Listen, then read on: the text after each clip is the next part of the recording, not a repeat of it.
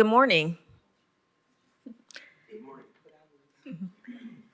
And welcome to the July 17th, 2025 meeting of the Knoxville Historic Zoning Commission.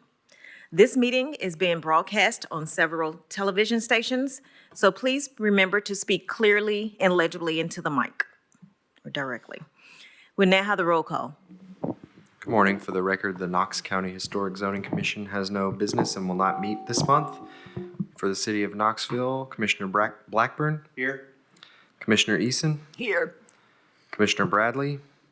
Commissioner Kessler. Here. Commissioner Hearns. Here. Commissioner Mitchell. Here. Commissioner Randazzo. Commissioner Tillman. Here. And Commissioner Kloss is excused. That is 6 present, ma'am. Thank you. We have a quorum. We will now do our swearing in of the speakers.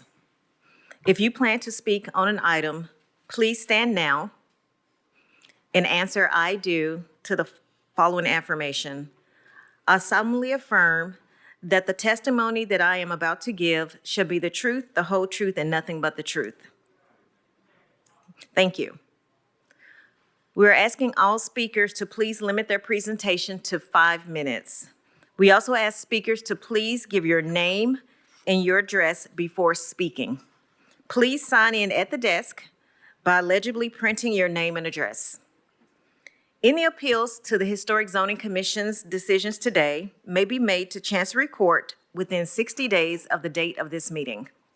We will now do our approval of minutes. Motion to approve. Second. It's been moved and properly second. All in favor? Aye. Thank you. We'll now go to our staff reports. Lindsay? So the level 1 COAs issued since the last meeting at the Brownlow building. The applicants will be replacing the asphalt shingle roof in kind and repointing 3 secondary chimneys at 940 Eleanor Street. On the second story of the rear elevation, they've removed a non-original picture window and installed a new double-hung wood window with casing trim and size to match the original in its place. At 1114 Harvey Street, the applicants removed the existing woodlap siding and installed a new woodlap siding with a revealed and corner boards to match the existing. At 1232 Armstrong Avenue, the applicants also repaired rotting sections of wood window and roof trim and with replacement where necessary. And then at 700 East Scott Avenue, the applicants worked on a side porch, a non-historic side porch. They installed cedar shingles to match the existing shingles on the house and replaced in kind a side porch screen and track system. Okay, thank you, Lindsay. We'll now move to our level 2 certificates of appropriateness. Our first case is Mechanicsville. It's 210 Chancellor Avenue. So this is a new primary structure fronting Chancellor Avenue. It is a 1-story duplex that measures 22 feet wide by 65 feet deep, with the second unit located behind the first. The main massing is proposed to be set 15.5 feet from the front property line, with the porch at 7.5 feet. The duplex has a 12 over 12 pitch front gable roof clad in architectural shingles.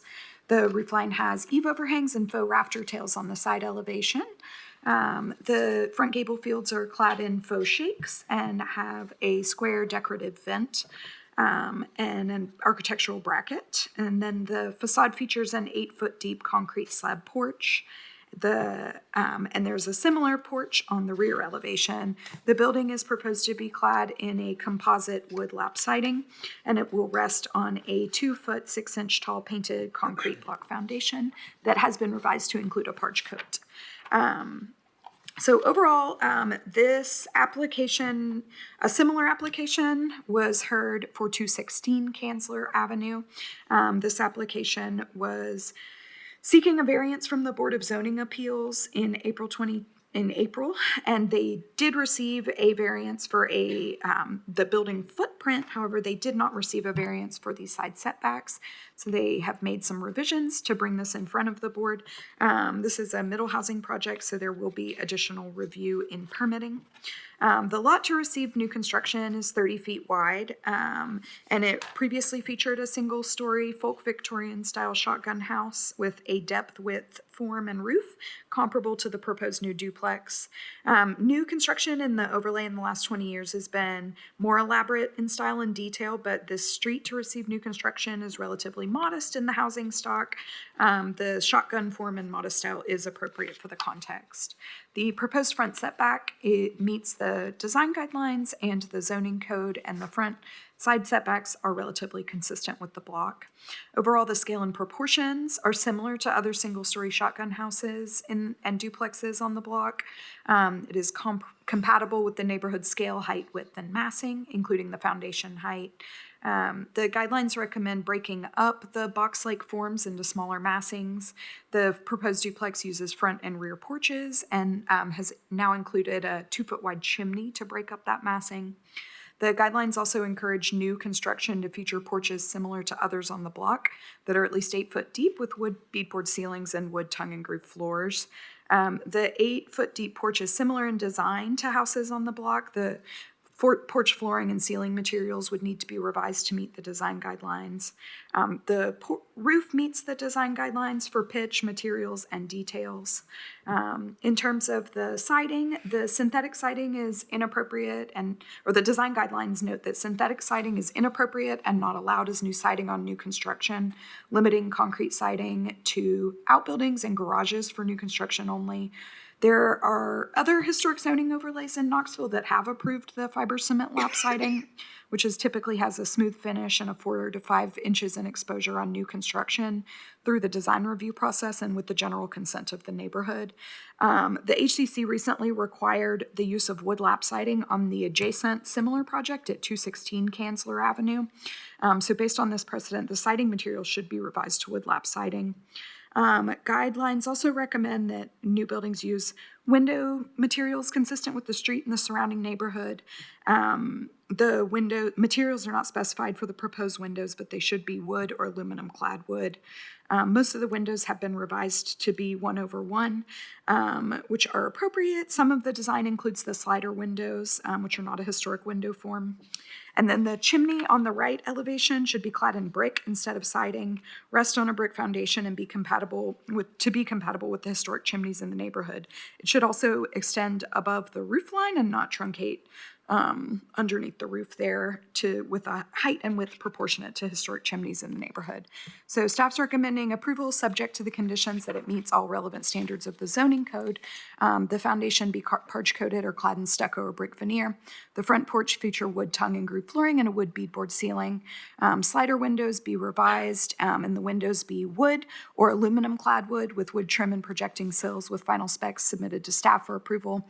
The siding material to be wood lap siding. The front door spec to be submitted to staff for approval, and the chimney to be clad in brick and extend above the roof line with a height and size proportionate to historic chimneys in the neighborhood. Thank you, Lindsay. I see we have the applicant before us. Do you have anything to present or add to what Lindsay has stated? Yes, R. Bentley Marlowe, 322 Douglas, 37921. Couple things. Again, just like 216, I have no plans to move forward with that really because of the wood siding. I want to point out, just for the record, that the Mechanicsville guidelines, the rules for new construction, states that you guys have some flexibility to match materials in the neighborhood. Second page that I passed out is an email from Lindsay dated February the 4th of this year, and in it she writes, quote, I personally do not have a concern about proposing fiber cement lap siding on a new house. It has been approved many times for new houses in 4th and Gill, Old North Knox, Edgewood, Park City, end quote. I'll note, like I did last time, that hardy plank siding, fiber cement, is allowed by the U.S. Department of Interior. It could be used on a federally funded project for historic preservation, including structures listed on the National Historic Registry. So I believe it's perfectly acceptable to use in Mechanicsville. I've also reached out since that meeting to Knox Heritage. They are in support of hardy siding being used on new construction infill throughout Mechanicsville, as is Bradley, the president of Omni. He and I have had several conversations. The third page I handed out, if you recall from last meeting, Carly, a neighbor, and portrayed that she was speaking on behalf of the 7 active participants of Omni. We talked about she has a preference for wood siding. Well, the first photo I show you is her rental project that she's working on the corner of Dora and Kanzler, approximately 300 feet from this house. It's cladded with synthetic siding. Most recently, she took the rear of the house off, came before you all, and evidently was allowed to put synthetic siding back on her addition when she rebuilt it. This house also features a concrete front porch. The last page I handed out is Carly's personal home, and in it you'll see that it's clad with synthetic siding, and as she testified last time, her front porch is made with deck boards, which are not compliant. So this design is going to be built with a concrete slab. It makes the firewall dividing the duplex much easier. So since that slab is going to be poured, I think it's only appropriate that the front and rear porch also be concrete. I think that hardy plank siding should be allowed. It's allowed in every other historic district. It's allowed by the federal guidelines. And I have no problems converting the sliding windows to casement windows, and I have no problem, even though it costs about 50% more, I'll put aluminum clad windows because it's obvious to me no one cares about affordable siding. But again, if I'm required to put wood siding on this, I'm not going to build it. The chimney is a faux chimney. It's there merely to satisfy a requirement of middle housing because the cantilevered bay window has been redetermined and reinterpreted to be not acceptable. So it had to be removed. That's why you have the clouded bubble there, and you have this faux chimney that will meet the missing middle housing standard. If I have to build that out of brick, I'm not going to do it. I don't mind to extend it above the roof and clad it with a faux brick, but I'm not going to go try and find masons to actually stack brick for a fake chimney. Thank you.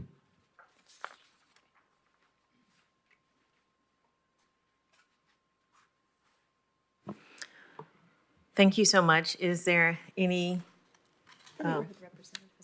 Okay, I think the neighborhood representative is on Zoom. Well, would you like to add anything or speak?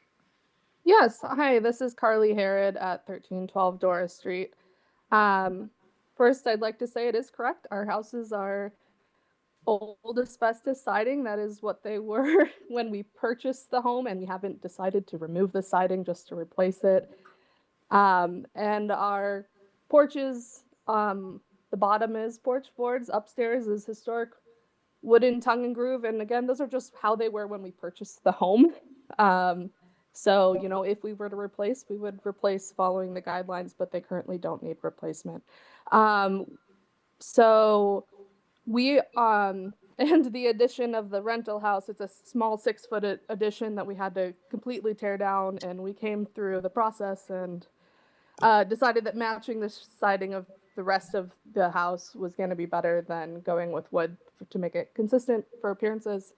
But to this case here, we are in support of this application with the inclusion of all of the staff recommendations. When you say we, are you speaking on behalf of the neighborhood or yourself? Omni, we have spoken about this with many Omni members and also surrounding neighbors that aren't a part of Omni. Thank you. Carly, I appreciate you describing the conditions of your home, but I don't think it is necessary. It's not pertinent to our discussion from the applicant's point of view or for yours. It's really none of our business, but I appreciate your input. Carly, can you address more the neighborhood's discussion on the siding and is hardy board being considered? Have you all talked about updating your guidelines? What discussions have been had? Yes, so many months ago, when the first version of this application came through, I can't recall what month that was, the neighborhood met and we discussed the application, and the members that were present at the meeting decided that they would like to follow the guidelines and that wood siding was important to them. I have also asked surrounding neighbors that I know of about their opinion of the application.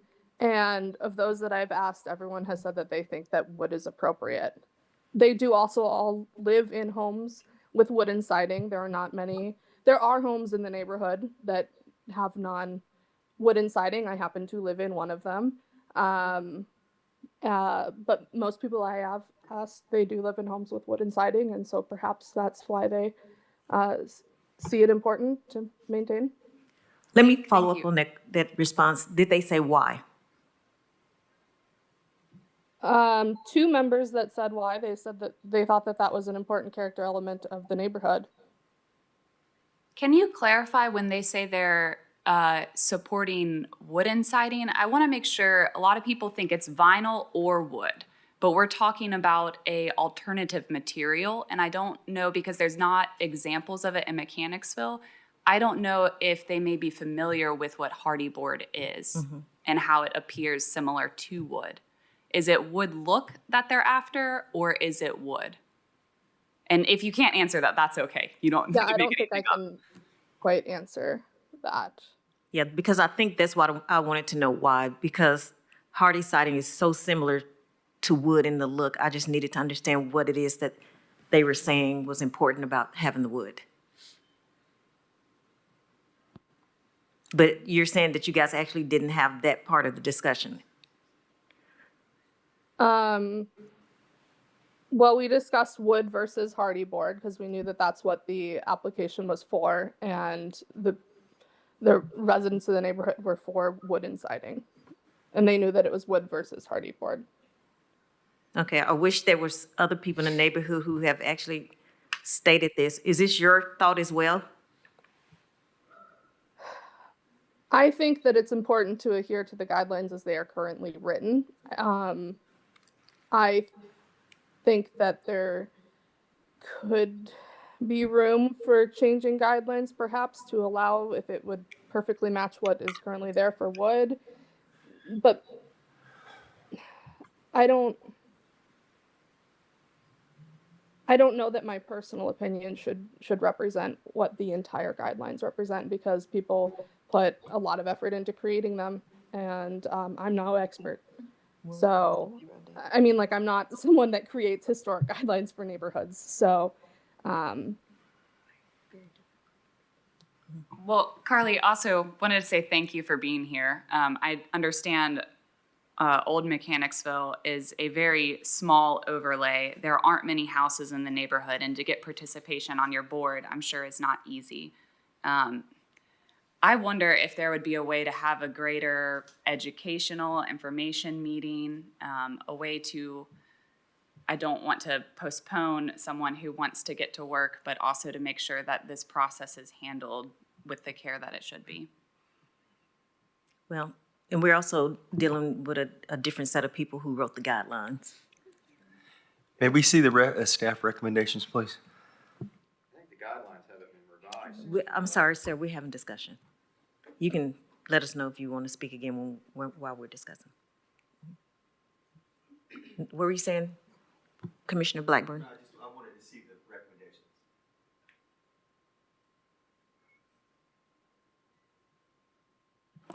I had a question, Mr. Marlowe. Sorry, I was going through all of this as you were talking, and I may have missed what you were saying at the first sheet. Like, what's germane about this first sheet? Where did it come from? Yes, the first page. The first sheet shows the rules for new building construction inside the Mechanicsville guideline. And if you get down to materials, number 1, it simply reads, quote, "The materials used for new building exteriors shall be consistent with materials already found on buildings on the street." Right, but right underneath it, it talks about artificial siding. Artificial siding and split face block are not acceptable materials for new buildings. However, like I said, these guidelines were originally written in like 1988. They've only had one revision, I believe, in 2011. In 1988, hardy or cement fibrous siding didn't exist. So the concern was, and I've talked to some of the people that were involved in that process back in the 80s, the concern was vinyl. This is a totally different product. In fact, and like I said, the Secretary of the Interior, excuse me, allows hardy on National Historic Registry. You can get federal tax credits for hardy. It's seen as, in fact, some of their literature by the American Preservation Trust, I The think it is. National Trust for Historic Preservation. Yes, ma'am. I passed that out last time, and sorry I didn't bring it. But they actually recommend hardy to replace wood due to its longevity and the fact that it doesn't burn, the bugs don't eat it, and it doesn't rot. Thank you. Mr. Marlowe, so is the gist of this number 5 and number 7 on that list? Everything else you're all right with? Those are the big ones. Number 3, the floor of the house is going to be a concrete. So then if you've got a floor of the house concrete and then you have the porch that's going to transition to wood, you're creating a spot where you've got a porous, moisture-containing concrete butting up to an untreated tongue and groove wood. So it's going to encourage bugs, termites, and rot. Did we say the other houses in the neighborhood had concrete porches? Some of them do. It's Commissioner- inconsistently applied. Commissioner Tillman, how would you deal with that with condition to make that work? You could easily, this is just shooting from the hip, you could build the stem walls out of concrete. It could be a monolithic pour, a brick facing, side vents like you would any other porch.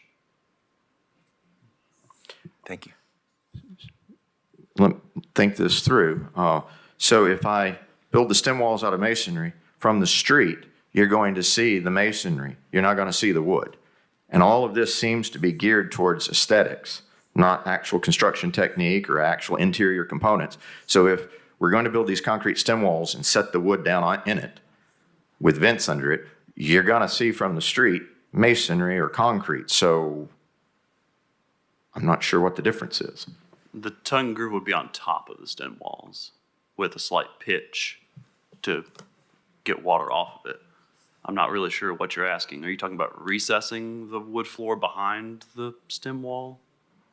I would think that's how I'd like to build it, to keep that wood as far away from the overhang as possible, to protect it as much as possible from moisture. I don't know what that looks like, sorry. I think it sounds like his point was, if he did it, the whole point is for the aesthetics. That's what he is perceiving, that it's for the aesthetics. So if he did it the way that you mentioned, they would still only see the masonry part of it from the street, which is the whole point of the aesthetics.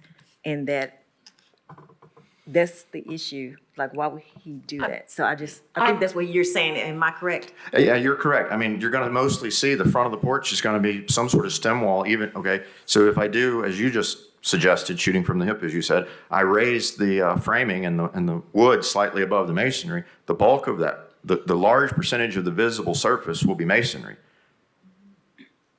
Your stem wall would be set below to account for the joist, the wood joist. Right, but I mean, the stem wall is going to be 2.5 feet tall, more or less, and then you'd have maybe 6-8 inches of wood exposed. I could say, I'm sorry, we're going down the rabbit hole here a little bit, but I can say that there are plenty of homes with brick facing and wood tongue and groove flooring that are visible from the street. As far as a section detail, I guess you should talk to Kara about that. I'm not really sure, sorry. Okay. I have a question, Lindsay in particular. What in the middle housing guidelines, what is driving this chimney? Is it, I want to know specifically about that, because me personally, I don't think it's appropriate to put a chimney that wasn't there if it's not even a real chimney, personally. I mean, if it's just to me to check a box, does it really check that box, I guess is my question. So there's a line in the code in the design standards for middle housing that require buildings that exceed a certain length, so 50 feet in side elevations in depth, basically a very long building, to have some sort of recess or projection in the building wall that's at least 2 feet wide. So the intent there is to generate buildings that have massings that are slightly broken up and a little more compatible with the existing context, as opposed to buildings that are just one big block, one sort of square box on the property. And so the applicant has proposed a chimney as a solution to this. May we see the elevations, please? Thank you. I have a question about that. if this commission was to say that we do not think a fake chimney is appropriate, which commission has the authority? That's a good question. Right now, the middle housing standards would still apply, because that's the base, it's related to the base zoning, it's an option in the base zoning. So the applicant would have to revise the building massing to have a recess or a projection. I don't see the chimney on that elevation. It's this. Oh, that? Yeah, it's just a step out, a tiny in comparison. So if I could explain. I guess my thought is, hang on just a second, let me make a point. My concern is this housing form is a shotgun form. It is not a modern housing form. It is, I mean, in its form was a long, narrow strip. I mean, that's how a shotgun house was constructed and designed. To me, I don't know what that step out is adding, but I understand if you were building a large building that you would need to break that up. Do you know, like, I guess that's where I'm not seeing those two guidelines aligning in this particular instance. And I would just say one of them is a line from the code, so it's a requirement and not a design guideline. Okay, These are lines so from they the have to zoning. have something to break Yes. that massing up. Yes. Okay. Would it be possible to pull up the drawing, the elevation from the other one, 216? Because previously, that house has a bay window projection to do that massing.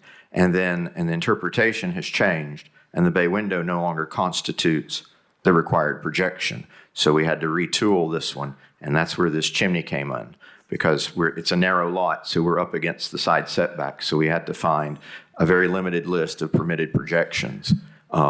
We asked about window awnings. We were told they wouldn't satisfy. We couldn't do like a pergola or arbor. That won't satisfy.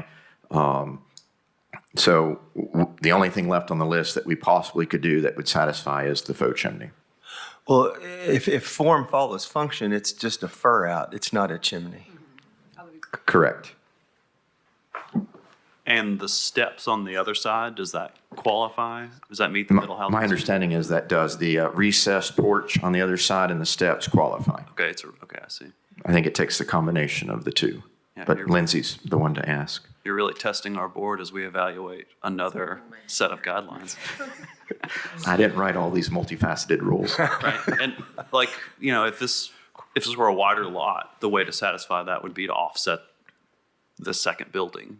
It would be, Right. a If I had more land, but I mean, Yeah. I'm sticking, a 6 inch. I'm trying to make a functional Yeah. building on a 30, I think this one, no, 25 or 30 feet wide. I can't remember. Offsetting the second unit to the left or right 6 inches is a big deal on a small lot. Well, it has to be a foot under middle housing Foot? rule. Yes. Okay, yeah, you got your work cut out for you. And Mr. Marlowe, what are you proposing that fur out material be, the hardy plank? Yes, sir. I would just wrap it. If we wanted to deviate and use a different hardy style, I could. If it would appease everyone, I could use the synthetic brick. It's much more expensive, but it goes up in panels, and from the street it would appear to be brick. But again, if I have to, I'll go above the roof with it. I mean, I think it's goofy, but I'm at your mercy. I'd like to build this. We need housing, but it has to fit in the pro forma, and some things just don't fit. Can we see the recommendations again, please? What do you think about, Haley, on that siding on that fur out? Or would you rather see synthetic brick? I don't know, I'm still mulling between these two. One requirement that doesn't necessarily Apply. suit this, Yeah. the form and design of this house, and I don't know how else to handle that. Hang on just a second, we're discussing. I have a thought. I think the bump out is a silly requirement, but if the code requires it, I would prefer to think of it as a bump out and not as a fake chimney. So I don't feel like trying to make it look like a chimney is going to help us in this situation. I'll make a motion. Okay, go ahead. Does the bump out have to be at a certain place in the facade, so it could be at the front? Okay, because wraparound porches are very common in Mechanicsville, and that could be a compatible solution that wasn't very expensive. But it has to break up. Oh, sorry. The two spaces? Did you say you wanted to make a motion? Yeah, I'll make a motion. I'll make a motion to approve based on staff recommendation, omitting number 5 and number 7. Not number 3. Not number 3. I second that. So we have a motion and properly second to approve based on staff recommendation, omitting number 5 and number 7. We'll take an individual vote. Dallas? Commissioner Blackburn, Yay? Commissioner Eason, No. Commissioner Bradley, Yes. Commissioner Kessler, Yes. Commissioner Hearns, No. Commissioner Randazzo, No. Commissioner Tillman. No. That is 3 yes, 4 no, unless you'd like to vote. Then who could break the tie? True. She doesn't have to vote. I would vote yes since it'll end up being a tie. Okay, then that's 4 to 4, motion fails. So let's, what do we want to do now? Just rediscuss it? You guys can rediscuss. You can make a new motion. Oh, I guess I would like to hear from the people who voted no to the motion so we can kind of hear where we're coming from. So the 4 of you guys. I voted no because I feel like if we're gonna change to a different siding, that needs to go through the neighborhood guideline process first, and the neighborhood have that discussion rather than us just disregard the neighborhood guidelines. Yes, Okay, I Commissioner, agree. okay, go ahead, Travis. I agree with Commissioner Eason. I talked with our neighborhood rep, Sean Bull, and our Old North neighborhood rep once, and his job seems a lot harder than ours. It's, it's like herding cats, is corralling the opinions, combining with unique, usually insight and experience, being the representative for a neighborhood and describing opinions and thoughts like that. It's a difficult and thankless job, and they don't get to be on camera as much as us. Which is to say, I understand there's probably it's difficult for what Carly's trying to do, especially when her personal home is being included as evidence, which again, I don't really appreciate. But it's hard to know everyone she talked to what their level of expertise was. Do they understand the difference between smooth and a grain-facing siding? We can try to dive into that more, and we can analyze everyone in the neighborhood and look at all their homes and all their expertise. But generally, we rely on our neighborhood reps giving the whole truth and nothing but the truth. And we base our opinions on that. Thank If- you, Commissioner Sorry. Tillman. Did you have anything else? No, I was rambling. No, Okay, so I just want to hear Oh. I want to hear from everyone why you voted no. The siding for me is a concern given that it specifically says artificial siding. It does not specify which artificial siding. I think that is up for interpretation by this commission to determine what that means. It very specifically says artificial siding and split face block are not acceptable materials.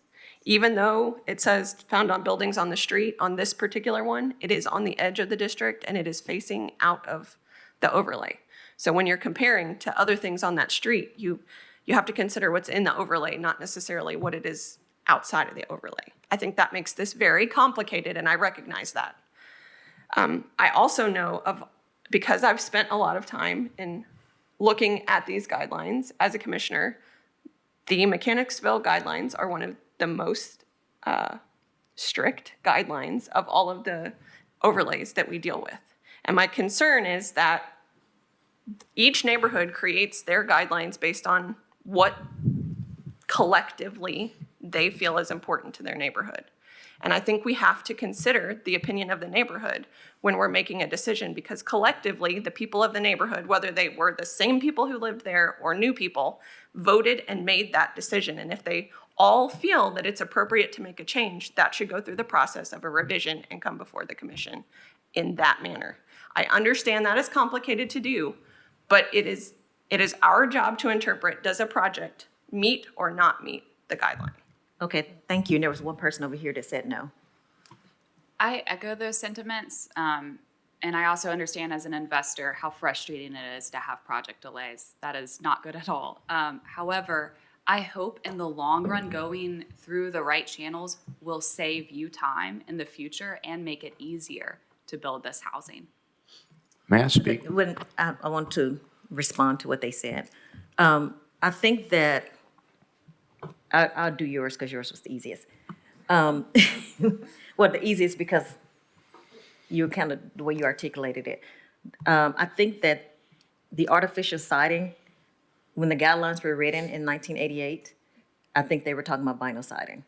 Because, and then, but, In they- 2011, Hardy Plank was readily available. well, I guess I was about to say, in 2011, I think they just didn't change that portion of it, if I'm not mistaken.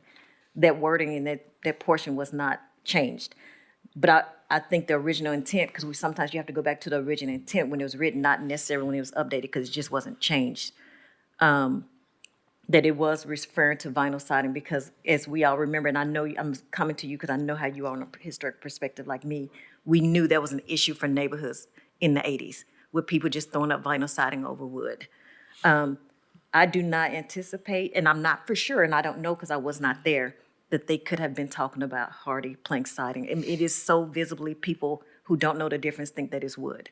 So I just do not think, and I will almost argue in court, that they would not have thought that this was a difference.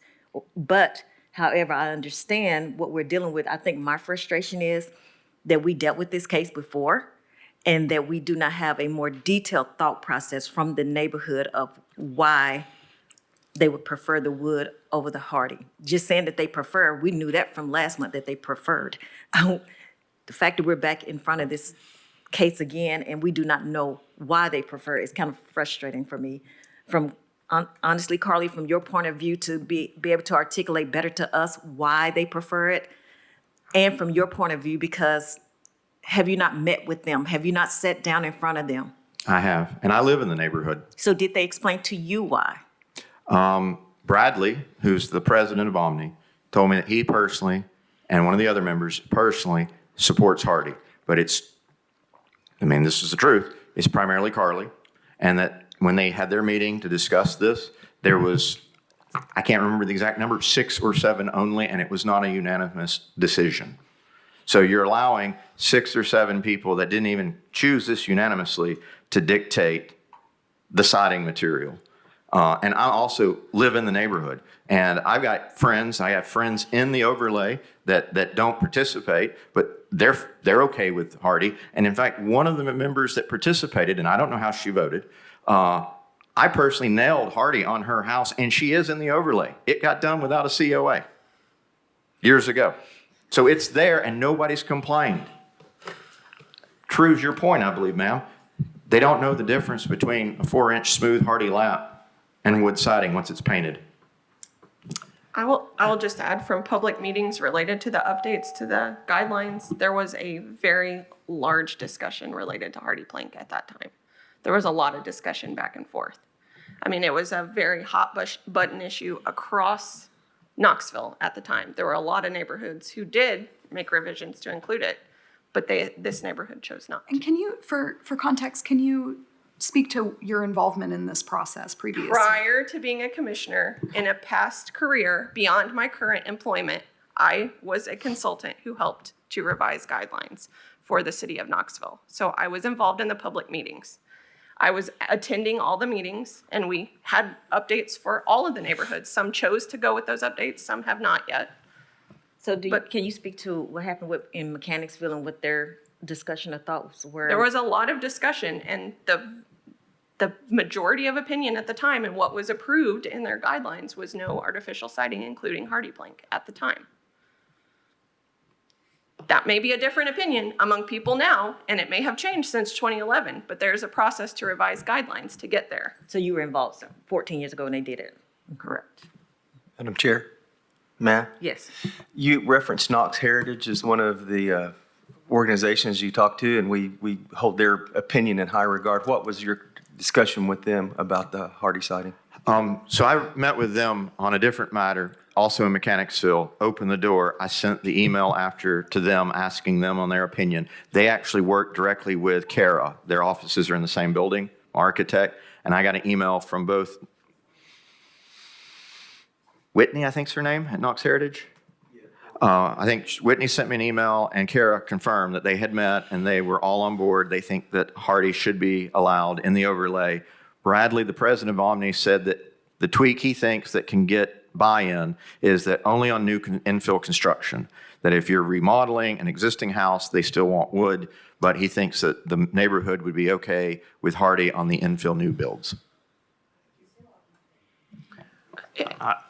I just have concerns about individual opinions of things. When revisions are made, there is a process for how these are generated and how they are developed, and there is a process for that, and it has to be based on consensus. Anytime there's an overlay, all of that is support of the neighborhood and involvement of them. Hang on, just. I have a procedural question. If I can say just quickly, just as the attorney advising this board, and, of course, thinking about if things ever go up on appeal, one of the rules of statutory construction is that when you have a guideline or you have a statute or an ordinance that you're looking at and the language is clear, you stick within what it says. You really only look to intent of the drafting parties and other considerations to figure out what it means if that portion of the statute or the ordinance or the guideline is ambiguous in some way. So just want to throw that out there as well. I have a procedural question. Excuse me one second. What's your thought process on the guidelines for middle housing versus how it may conflict in areas of our job as historic zoning commission? I think I'd need to know what you were seeing as a conflict before I could fully answer that. But I want to definitely get Lindsay's input on that too, because she tends to review both of these sets of applications together when there's an overlay involved. So the design review, or the Historic Zoning Commission and the Design Review Board don't currently have the capacity to waive zoning requirements of the Middle Housing Code.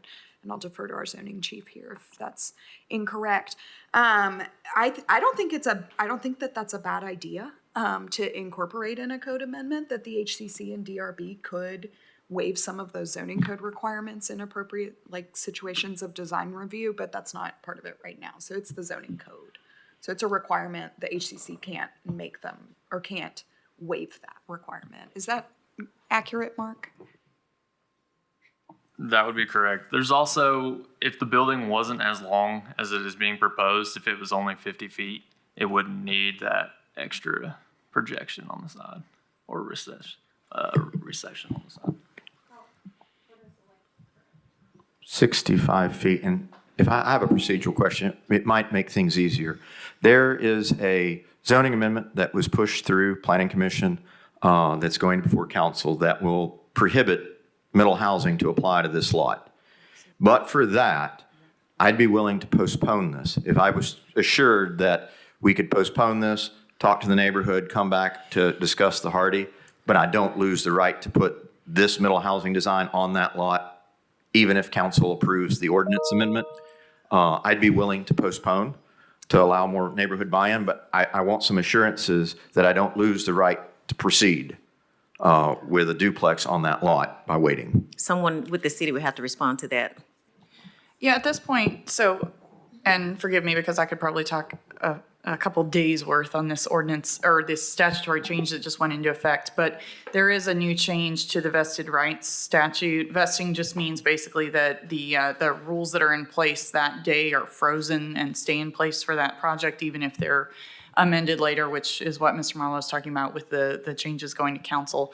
So the change now is not that the vested rights freeze on the date of the local government's approval. It's now date of submission, as long as that submission is in substantial compliance, I believe is the language with the current code. So this board does not have the ability to grant assurances as Mr. Marlowe is requesting. However, I would say the vested rights changes definitely sway in his favor, freezing the development requirements as of the date of submission as opposed to approval. So instead of just belaboring the point, do we want someone to propose that we postpone? May I speak? Yes, please. Before? Okay, thanks. Thank you. I just wanted to say I appreciate the conversation and trying to understand what's happening there and what you're trying to do. I look at it from true historic point of Mechanicsville from its beginnings. I should mention there was a woman the turn of the century, who became the mayor of Mechanicsville, the unofficial mayor. Her name was Alfreda Delaney. She was an extraordinary woman, graduated in 1925 from Knoxville Colored High School, and then she'll go on to graduate from Knoxville College. Her house sat right in the area of Mechanicsville, and today the street is named in her honor, Miss Alfreda Delaney. It will become a historic zoning 3 years after she passes away. She actually is the one who put in for the historic zoning because she wanted her neighborhood to stay intact. She worked her entire life tirelessly to take care of Mechanicsville. I look at it through her lens. She fought for Mechanicsville. It's her legacy. And so I said to myself, actually, when I was here last time and this came up, what would Alfreda Delaney say? Because she is the one whose history and foundation that community sits on right now. She educated every single African American higher ed in that community, including folks like Dr. Robert Booker, including folks like, great Nikki Giovanni was her educator. She was an educator, and she was the epitome of what community is. Our job as historic zoning, and let me be clear, I am not educated in the areas of building materials as most of you are, so I appreciate that I don't like to circumvent rules or regulations, but when we talk about what was the intent, what would community want? We need affordable housing. We need it to look good. And we need all people to be able to live in that community, take good care of it, because that's what she wanted. The issue was we let it trash and run down. So if any code is really a code that keeps people out, she would not want that. She loved people. And she especially loved those people who may or may not be able to do some of the things that others could. Affordable housing is so important. So I would say that my takeaway is this. I believe by faith that you should always do things in decency and in order. And whatever the process is, we must never make a decision that we think should happen without really looking at the basis of history in terms of how did it get there to begin with. So I voted yes for those reasons. Thank you. Thank you, I appreciate that. So we would like to entertain a motion to postpone. Go ahead, Travis. I had one other comment. I respectfully disagree with some of your previous comments about the guidelines and intents. I believe if they intended to specifically just ban vinyl, they would have said it. Instead, they were broad and artificial. And I believe, again, in the revision in 2011, they would have specifically said vinyl if that was their only intent. And I don't perfectly recall this, but I'm pretty sure when we saw this application last, we did not give the neighborhood homework or a task. We've done that in the past where we ask at your next neighborhood meeting, take a vote, send a letter, and that gives a little more clarity when we're talking about who said what in what living room and meeting. But if we want to do that now, I think that could be pertinent. If we postpone and we ask the Omni to take a formal vote, give us minutes, something like that, that could be helpful. But I don't think we asked them to do that last time.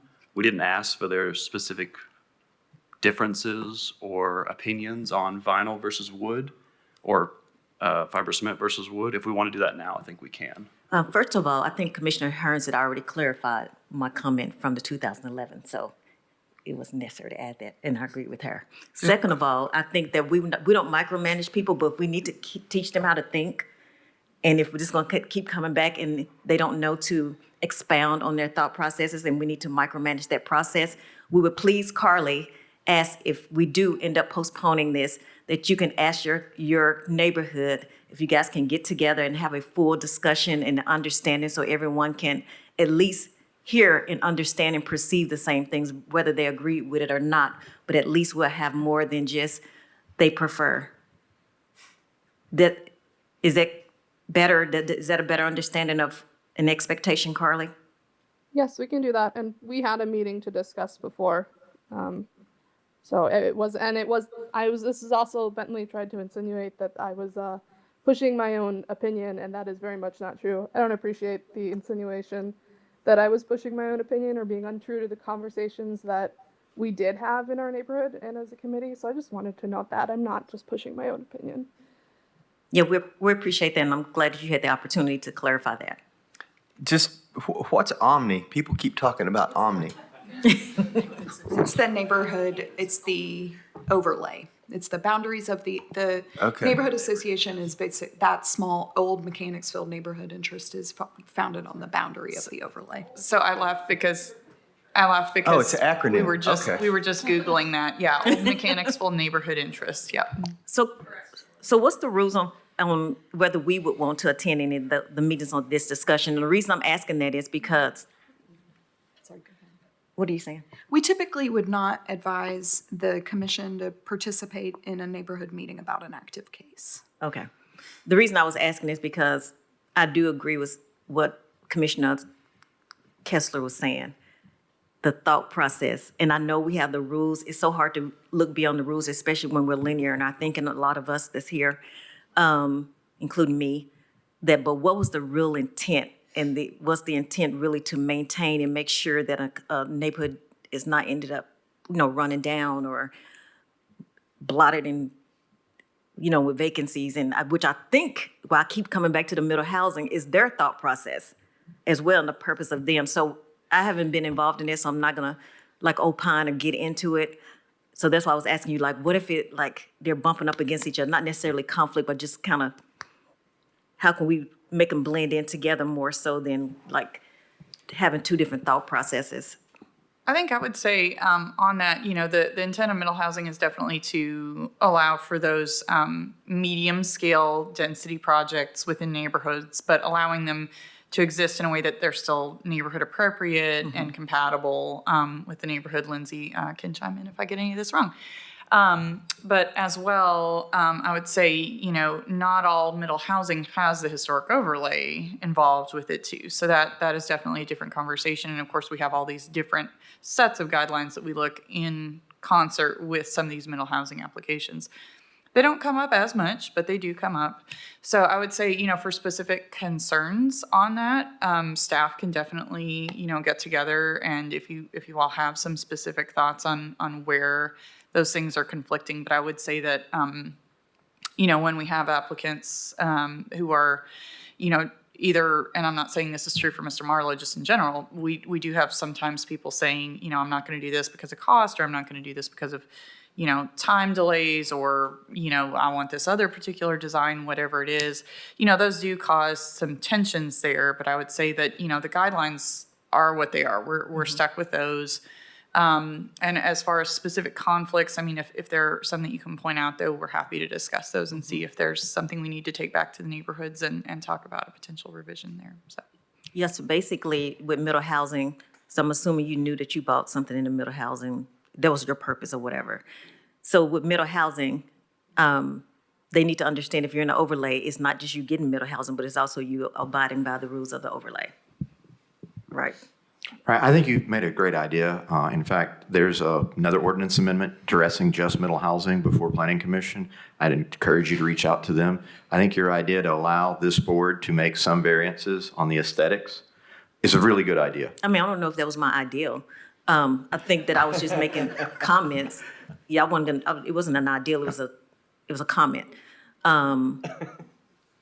It was, so. Well, I think it was a very good comment. Okay, so I was just wondering, when you have situations like this, but I think she just clarified for me, you have the middle housing, it's more than just in historic overlays. So just know that if you purchase something with the intent to build something for middle housing, that you still have to abide by the overlay. So I just want to make sure that was clarified to buyers and people like you who plan to build new construction due to the middle housing.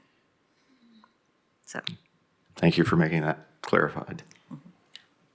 I just want to clarify one final thing. I know when we're talking about what the intent was when this was originally designed, or what the intent of overlays for the neighborhood are, I think ultimately it is our responsibility to say, does something meet or not meet the guidelines presented to us by the neighborhood? That is our job and our role.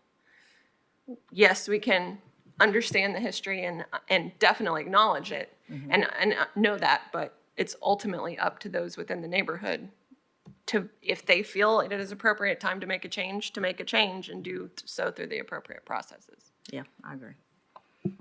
I know I called into question if the neighborhood was aware of hardy board being different from vinyl, and in the guidelines on page 16, they actually do call out specifically concrete siding, also called hardy board. So there's obviously been neighborhood discussion about the material. And what does it say on that? It's speaking specifically towards outbuildings and garages. The material can be used like board and batten if placed vertically. There was some allowed use of it on secondary structures, but not primary structures. Yes, outbuildings and garages, new construction only.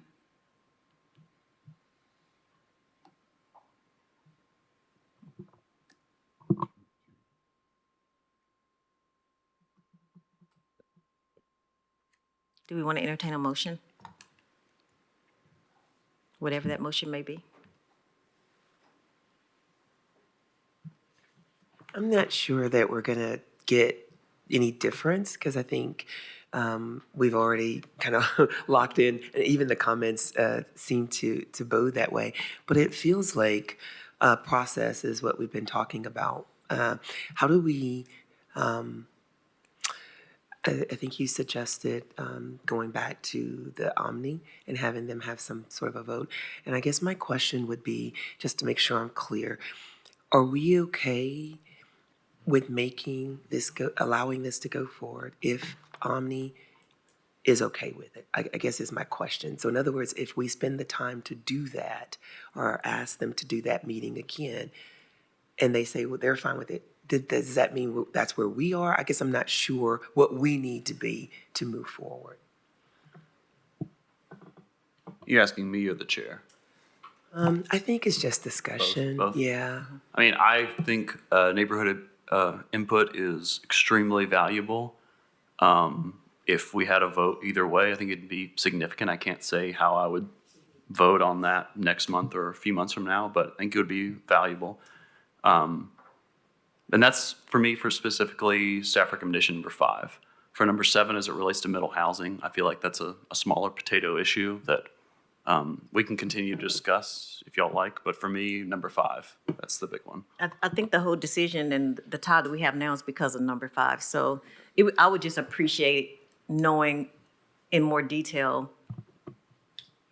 what the neighborhood's thought process is with, I think your point was a very good point, just to make sure, I mean, they've talked about it in some sense. And I don't know if it addressed, did they say anything about, I heard the word new construction, but were they talking about blank properties and brand new construction? I don't know, but it would be nice to hear, even if it's the same thought process. I would just like for you to have to go the extra mile. I don't know why you guys hadn't done it before in your organized meetings or whatever, especially since you're already in a residence. The president, Bradley, has recently had a child, about 8 weeks old, healthy. But because of that, he's been busy, hasn't been able to have a meeting in the last 2 months since I was last here. Because I think that this have had a meeting, and Bradley was not present, and we did talk about this, and that's why there's been, Bradley has his own opinion, but the rest of the board did meet about this. Bradley wasn't present because he had like a 3-week-old child at the time. And we did vote about it. And again, participation is hard. There were 5 of us, 4 or 5 present at that meeting, and everyone was opposed to it. And the amendment in 2011 was to allow hardy board siding on garage buildings. And so we were aware of hardy at that time. I was not a member of the neighborhood then, but I just wanted to bring that up. Like, when it was amended in 2011, hardy board was very much known to the neighborhood, and the neighborhood at that time voted to not allow it on main structures. And the broader majority opinion seems to still support that. it is true there are individual opinions that vary, but we're looking for a whole representative opinion, and when we vote, it ends up being that more people are for not using hardy board on main structures. Could I ask a quick clarification question for Lindsay? As far as, potentially having the neighborhood take a vote on whether or not they like it, that doesn't amend their guidelines in that moment. There's an entire process for that. Is that correct? And I think Hallie can probably opine on that as well. Correct. The process of updating the design guidelines themselves includes updating the guidelines, like revising the text. You work with staff. And then we would typically recommend having a meeting because we want design guidelines to be, the process to be as transparent as possible and get as many people involved in the process as possible. So we would recommend having at least one meeting where you present that draft to the group and say, here's what we've changed. That gives the neighborhood the opportunity to kind of weigh in and buy in, and then it goes in front of the Historic Zoning Commission, who reviews and approves them, and then they go in front of City Council. And I'm sure there's all kinds of notices that go out to the neighborhood to ramp up because we want ramp up that everybody to have presentation. the opportunity to be involved. And so that means that the assumption when the design guidelines are in front of you is when they were drafted, say in 2011, that neighborhood group had the opportunity to be involved and bought into those design guidelines at that time. And took votes on things that were controversial within the I neighborhood. think and that's all of what that. Commissioner Kessler's concern was, but I know that this commission in the last 8 years have allowed things that were not part of the guidelines. So that's why it is still important, because the commission, since I've been on this board in 2017, have made decisions that approved something that was not in the guidelines. So it would be good to hear, and it could be exactly the same. They could have a reason, or they may not, whatever the thing is, it could come out exactly the same, but just to have the discussion, even especially after today's discussion between all of us, Commissioner Randazzo's comment, just to have the discussion to hear. I mean, it was 2011. I know that don't seem like a long time ago, but it was 14 years ago. It would be nice to kind of hear more detail. We did review almost an identical house to this previously and denied the use of hardy plank. So I think that's important to this discussion. This isn't I know each case is individually reviewed, but that is as close to a exact copy as you can get for this house. So I know case by case does not set precedents, and that's very important, but it would show a change of an opinion among our board, and that's where I'm not comfortable. Because we didn't approve it there. Do you see what I'm saying? We didn't approve it on the last one. And this is almost identical, and we would be approving it. For me, that is where I wasn't comfortable. May I ask a question? If we just approve staff recommendation today, and if we have a meeting with Omni, and Omni chooses to modify its guidelines, once their guidelines are modified, could I then, without coming back here, ask to use hardy after the guidelines got You modified? do know that it'll be more than a year. I mean, I'm telling you, it's not a simple process. So in the past, when the neighborhood has agreed to make a exception to their guidelines, we have voted for that. And last year we were reviewed by the Tennessee Historic Full Board. And one of the comments they made in their report about our commission was that we did uphold the guidelines, but we made exceptions based on neighborhood feedback. So there is an allowance for it. I think what the applicant was also saying, if guidelines were changed, but if the Omni voted to allow fiber cement, or they sent us a letter saying it's fine after this is approved, is that what you're referring to? Right, I mean, just to move this along, Not the if we could move it guidelines. along, and just like the last one, but then say, we have a meeting. I didn't know about the meeting. I've been relying on Bradley, and Bradley told me he wasn't going to have a meeting because of the baby, so I guess they did have a meeting. I didn't mean to misspeak there, I just didn't know. But let's say that we do get a meeting in the coming weeks, months, whatever, and we agree that hardy cement is allowable, and they submit a letter. Could I then revise my plans without coming back here for hardy? That would require a Yeah, it would come back to us. So that's not something staff could approve? I don't think so. I can let Lindsay. If you changed the conditions of approval to make it such, then it could be, but It could be what? yes, yeah. I'm prepared to make Could a I motion. ask a question I'm sorry. though? With what we were discussing with our attorney, just like if we were to consider, because you wanted assurances that we legally can't give you, but it seems to be accepted that you are in the system right now, that this is part of permitting, and so therefore you are allowed to operate under these rules that are in place at time of application. But that would also, if we adhere to that understanding, it kind of means we can't change time, like this was in effect when you started this process. So to go back in time, basically, and say, well, now this law has changed, so you get to go under the new future law, it seems like it's kind of a loop that it doesn't make sense. Like we either allow you under these terms to go with these rules and our interpretation thereof as of your submission, or you resubmit later, but then you say that you won't be able to submit for middle housing period under. As currently adopted, yes. Right, okay. Yeah, I mean, I just wanted to point that out, that it seems like you don't get to cherry pick what's in effect at the time of submission. I think what he was saying, I think it's almost two different things. I think what he was saying is he's already an applicant under the rules now, so he doesn't want to like get rid of the application, because if the rules change, then he won't be able to reapply at all. But now you can like make an amendment later under the approved, or whatever was approved now. So he doesn't want to lose what he has now. Right. Which makes sense. But it felt like he was thinking that maybe, I mean, before you were putting on a facade material, it seemed like maybe he thought if the rules changed that you could go ahead and we could just amend it with a staff approval instead of coming back forward. I mean, either way, like his application is in, if it's postponed, he's still in. So that didn't change anything. I think right now he's saying just to move forward, just go with staff recommendation. And if he can get the neighborhood to change and there's a letter or something that goes, we were just asking, can it go through Lindsay without coming back in front of us?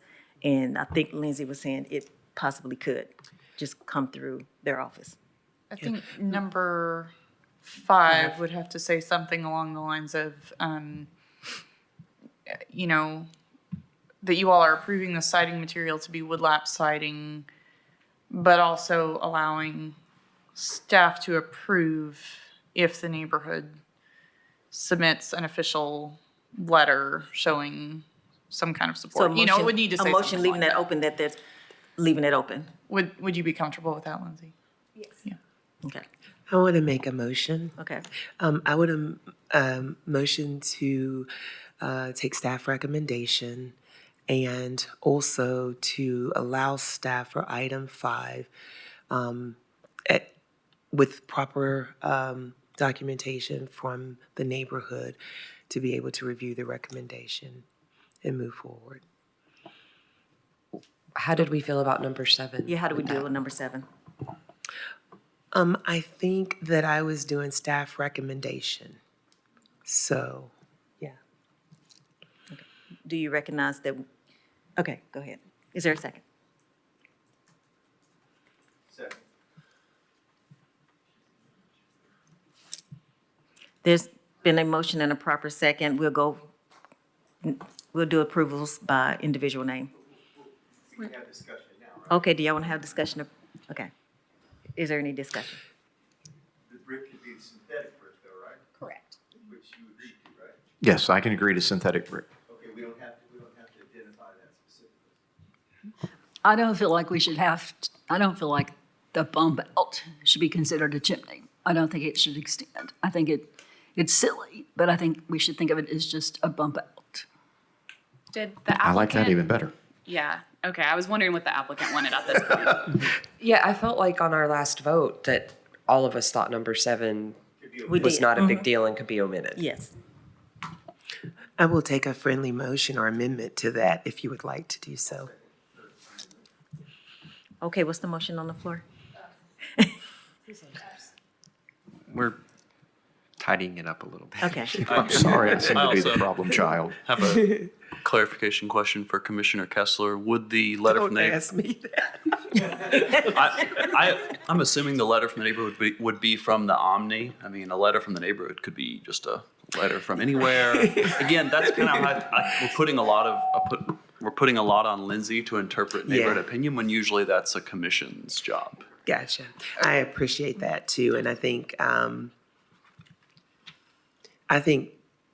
Lindsay, if she didn't feel comfortable, would bring it back to us anyway. So I have utmost confidence in whatever she reviews. Agreed. I'd like to move forward with this, but I do have a quick question.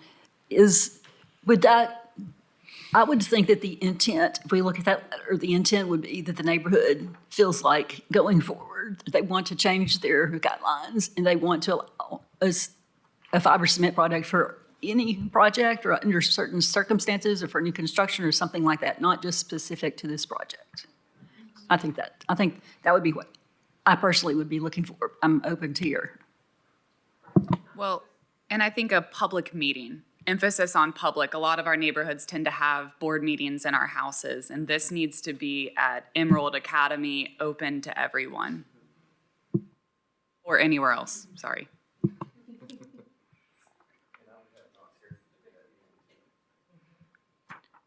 All right, Renee, I'm gonna give it a shot here, okay? You let me know if I'm working for me. along your same wavelength here. Okay. So the motion is to approve the staff recommendation as read, including number 5, one change to reflect as read, but delegating to staff the ability to approve alternative materials as supported by official documentation from the neighborhood organization as an entity, and removing number 7. That is exactly what I said. Fabulous. Okay, if you will just say so moved, So we'll move it moved. along. Yes. Okay, so we have a proper motion on the floor and it's been seconded. We'll take an individual vote. Dallas? Commissioner Blackburn, Yes. Commissioner Eason, Yes.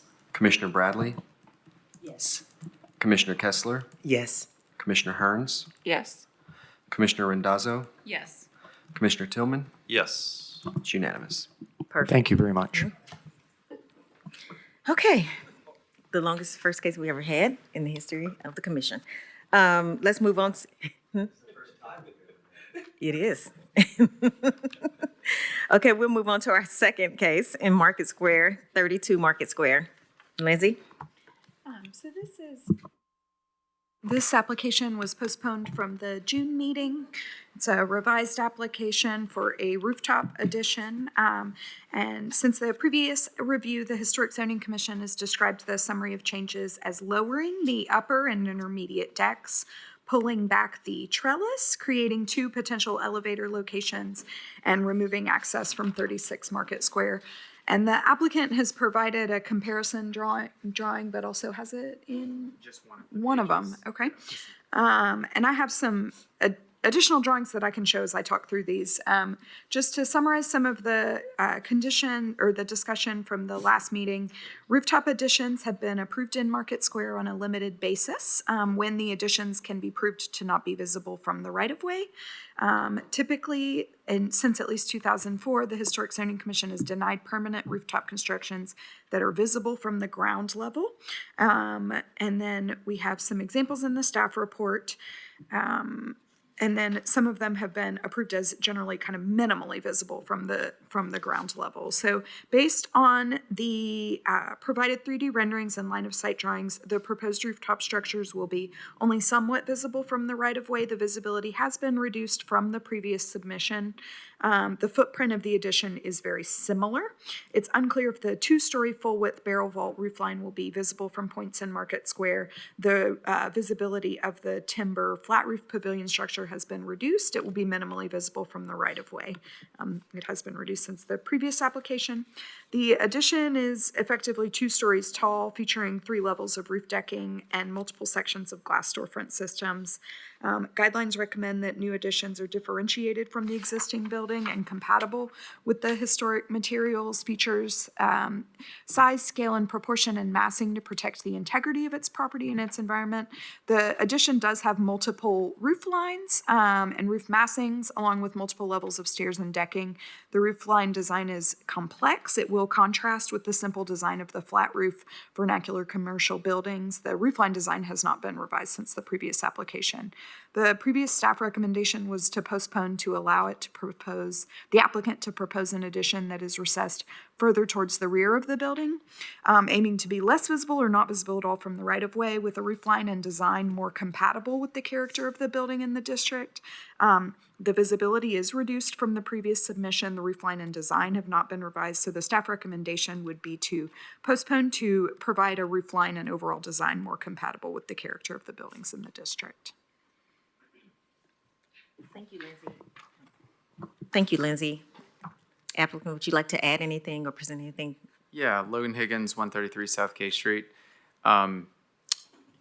Certainly want to say I strongly appreciate all of the deliberation that and detail that y'all went into a few minutes ago. I hope that we don't get into that level of detail here, but it was really fun to watch. And yeah, I think that y'all are, that was a really incredible discussion, I think. So, so on this case, what we've done, when we were here last month, we discussed how with accessibility, there were some things that might be changing. We weren't quite sure where we were going to be locating the elevator. And also felt like once we figured that out, we would not be as dependent as where we had been with the elevation point. And so we could actually lower the roof deck and make it less visible. So since then, we have identified where the elevator will be. We've got 2 locations. We're confirming one. If not, the other one will work just fine. And both of those are at the back, less visible, and or well, not at all visible back there. So that allowed us to drop the roof as discussed and make it almost invisible from the public right-of-way, being Market Square. And the reason I printed out this one copy is because this is where it is the most visible. And you can see the comparison of where we were last month compared to where we are this month. It's dropped significantly. In most viewpoints, it's not visible anymore. In terms of the design that we use, so this was talked about a little bit last month. We use the barrel vault arch. It's the same radius as the pavilion in Market Square. We know that, we understand there's not historic precedent for putting a barrel arch on a rooftop, but then again, there's not really a lot of historic precedent for a rooftop bar.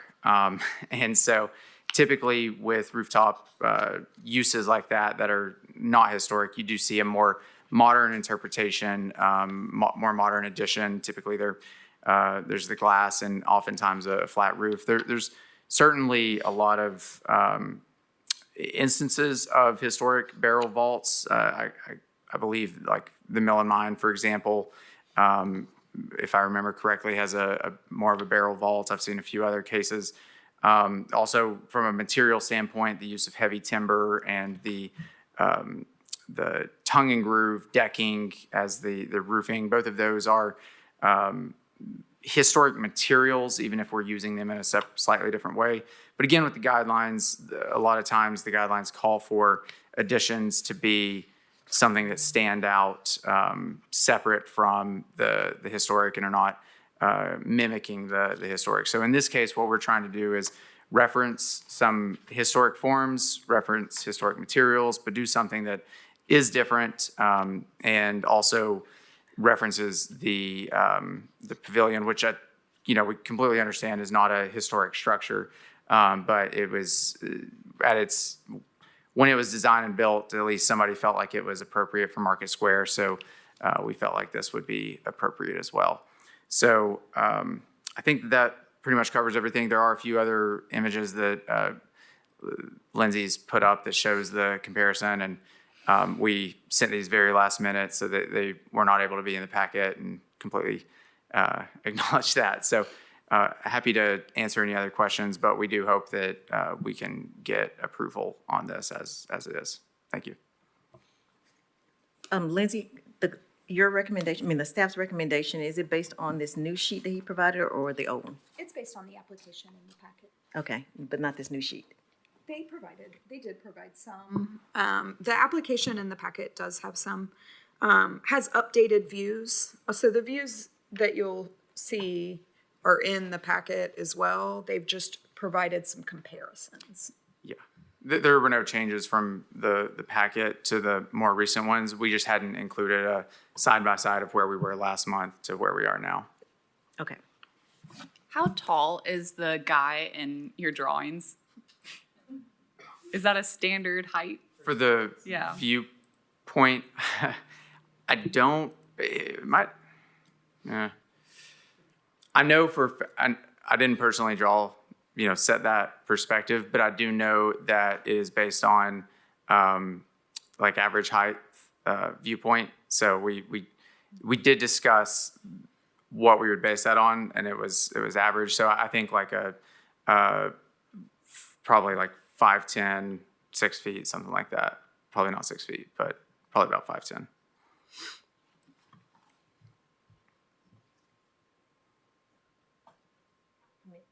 Commissioners, is there any other questions or discussion that you have?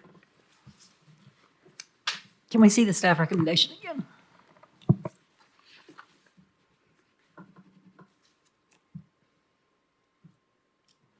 And by stating more compatible, does that mean smaller, basically? I think that's, so it's based on the design guideline just having having the new additions be both differentiated but compatible with the materials, size, scale, and proportion and massing. And so the staff interpretation there is just that those roofline massings are complex and sort of contrast with that flat roof vernacular commercial building. And that was an element that wasn't revised since the previous application, so that staff recommendation has stayed. Okay. So we're not really talking about necessarily the height. We're talking about the overall character of the design? Yes, in the recommendation. Okay. Thank you. I feel like if our goal was minimally visible, this would be great. But the way I'm reading the Market Square guidelines, Secretary of Interior standards, and the staff findings where it's visibility at all, I don't feel like we can approve it. My understanding is that the guidelines do say minimally visible. And I also, I know, we didn't realize that the form was the issue, especially since there was the previous case was a barrel arch like this. We were under the impression that it was just the visibility from last month's discussion. So, sorry. Can you help me out here? I'm looking at the Market Square guidelines, and then we refer to Secretary of Interiors. Do you know which one the visibility falls under? The Market Square guidelines don't reference rooftop additions, but the Secretary of Interior guidelines, my understanding, do say minimally visible. Yes, correct. The Market Square guidelines don't have specific guidance on rooftop additions. And so what we discuss in the staff findings are the standards for rehab, which are those real general, basically differentiate new additions, but make them compatible. And then there are, those more kind of niche, like detailed Park Service preservation briefs on rooftop additions. And those are part of the Park Service's guidance on that. So we have cited those and reviewed those in the past. They're not the applicable design guidelines for the property, but they are referenced in that Secretary of the Interior standards kind of bucket. And so that's where it gets a little more granular. It's not in the Market Square guidelines. And then staff finding number 4, which refers to previous historic zoning precedent, and it just says visible from the ground level. So the ones that are cited in there, there are a couple that were not visible from the street level. There was one denied based on being visible from the street level. And then at this address, the one that the applicant had referenced, that one was slightly smaller than this one in both width and depth. And the application did show that it was not visible from the right of way. So, yeah, we're threading a lot of different things, but I feel like that's at least where I am. Let other commissioners discuss. May we see the sight line again, please, Lindsay?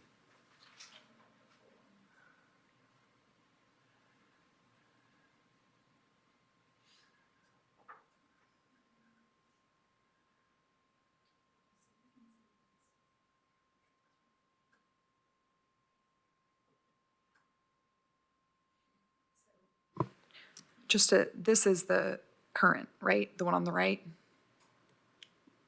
Logan? No, I believe that's the way Let's it's see. laid out. Previous current. It seems like it should be, but that one showing up is more visible. So I think we might have accidentally flipped it because that one's higher up. The one on the right was higher up.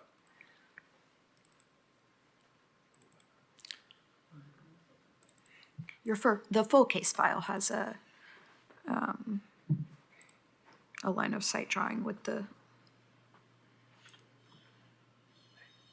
There we go. So this is from the application packet.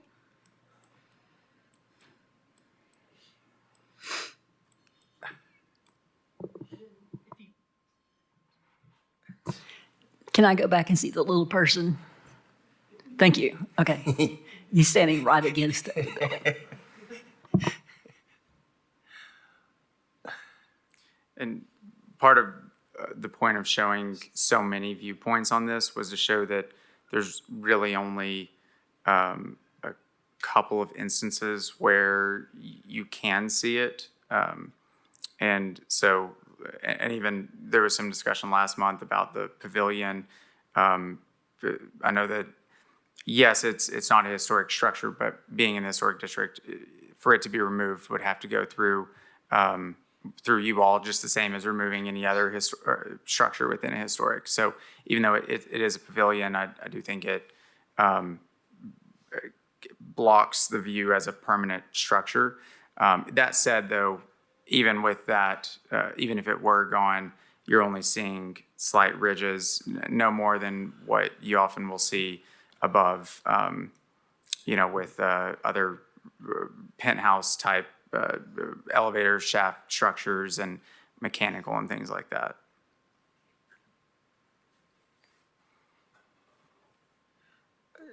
I don't have a problem with the sight line on it. I don't think it affects pedestrian experience on the market square. There's a lot of stuff going on. It's peaking up just a little bit, so maybe it's a little bit scruffy. I don't know.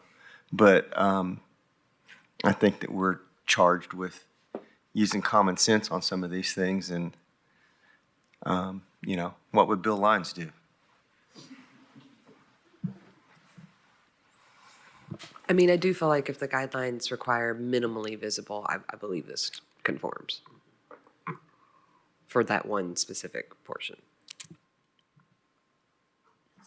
But I guess I was confused. Are we talking about the sightline approval, or was it the other part you were saying as far as Design.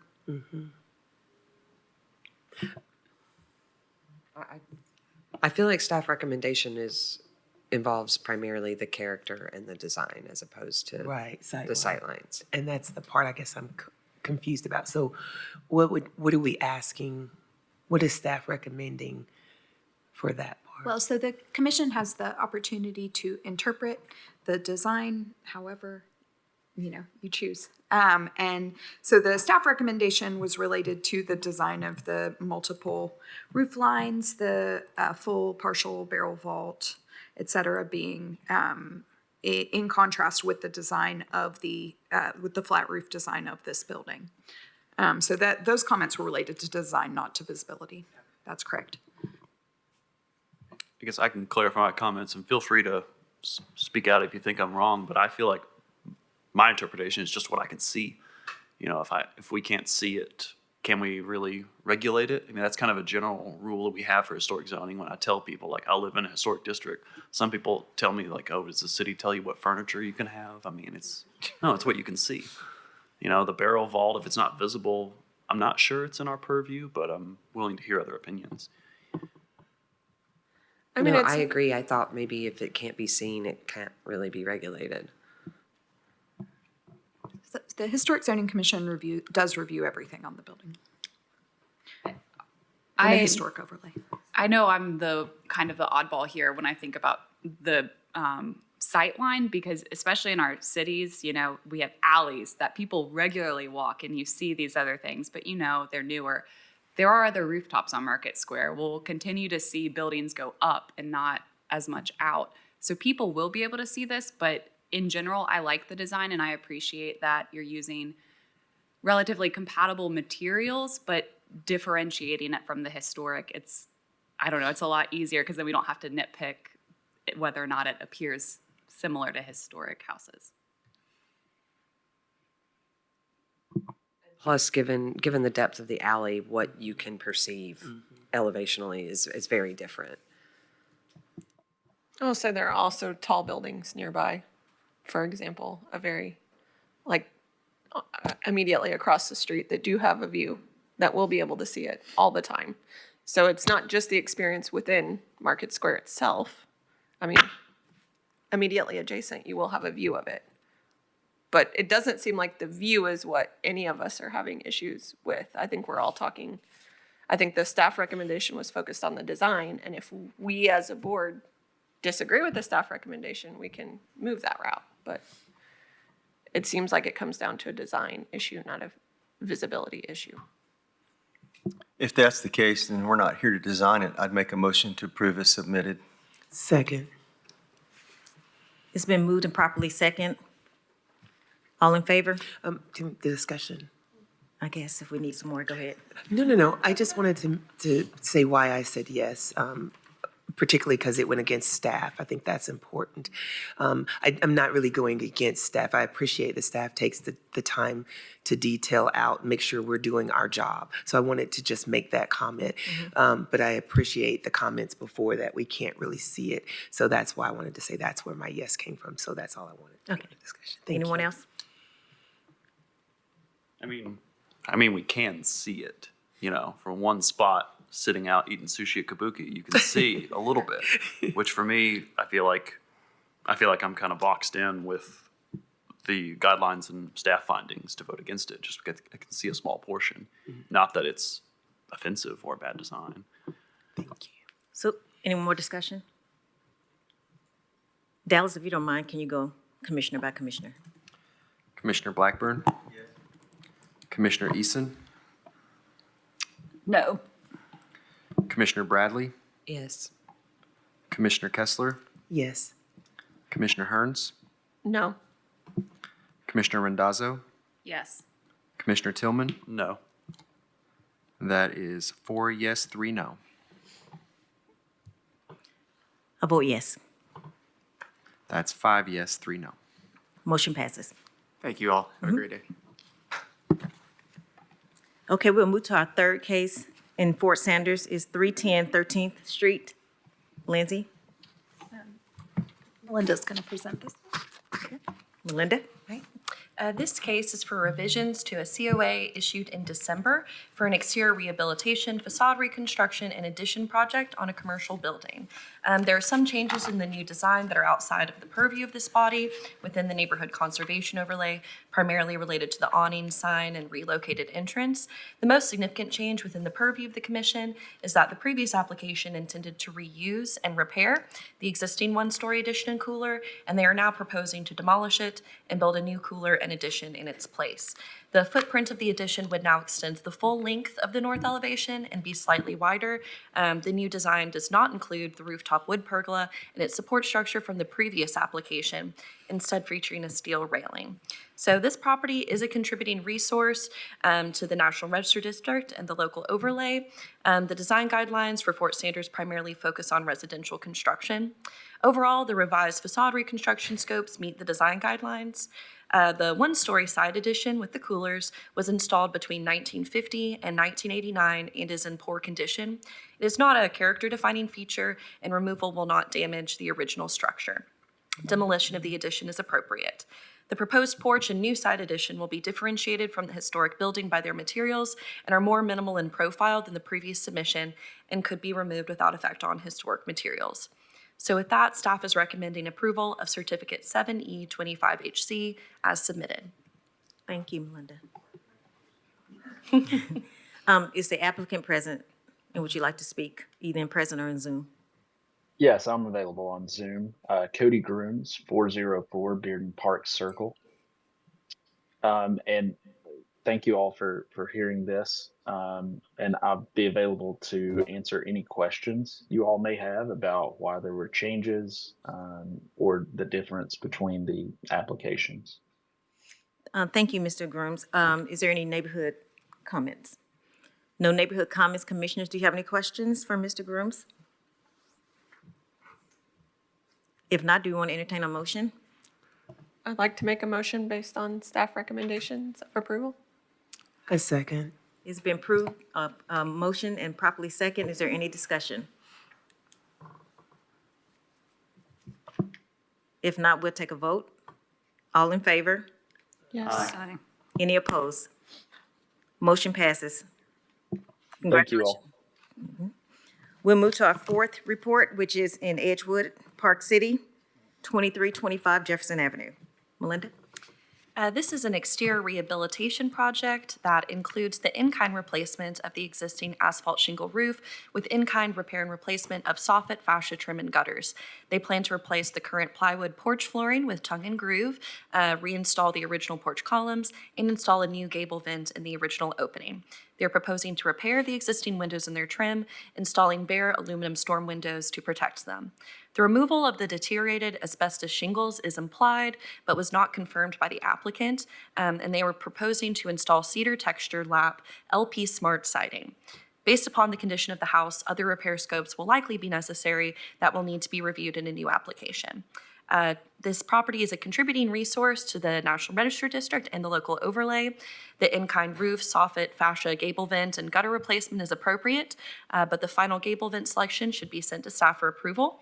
The porch restoration scopes meet the design guidelines. However, the tongue and groove flooring should be made of wood or pressure-treated wood. Scopes including, but not limited to, the installation of a new front door and replacement of the porch ceiling will need to be reviewed in a new application. Repair of the existing windows is appropriate. The new storm windows should be made of anodized aluminum as opposed to the proposed bare aluminum, and the window opening should not be modified during installation. Any window replacement will need to be reviewed in a new application. The removal of the deteriorated asbestos shingles is appropriate if planned. The application does not specify if the original wood lap siding under the shingles will be removed. They are proposing to install cedar texture lap LP Smart siding as an exterior cladding, which is an engineered wood material made from wood strands treated with a mix of zinc, borates, waxes, and resins. This material has not been approved as a replacement siding material in any H overlay district. There are two cases where the material was used as a replacement without approval and was reviewed after the installation, and it was required to be removed and replaced with fiber cement or wood. However, it has been approved for new construction in the Fort Sanders Neighborhood Conservation Overlay, and smooth finish LP Smart siding was approved as cladding for a secondary structure on a corner lot in this neighborhood, although it was never built. It is permitted in some historic districts nationwide and is known for being durable with a wood-like appearance. The guidelines recommend that extant wood siding be repaired if possible, replacing only sections deteriorated beyond repair with in-kind wood or smooth finish fiber cement lap siding, advising against removing and replacing all the material unless necessary. The Commission should discuss whether LP Smart siding is an appropriate replacement for wood lap siding. If deemed appropriate, it should have a smooth finish and profile comparable to the existing. The applicant should provide further details on the siding removal process and should retain and repair the existing wood siding if feasible, with documentation provided to staff of the condition if removal is deemed necessary.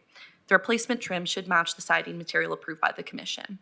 So with that, staff is recommending approval of Certificate 7I25HC, subject to the condition that the final gable vent and storm window selection be approved by staff, with storm windows being anodized aluminum or another approved material.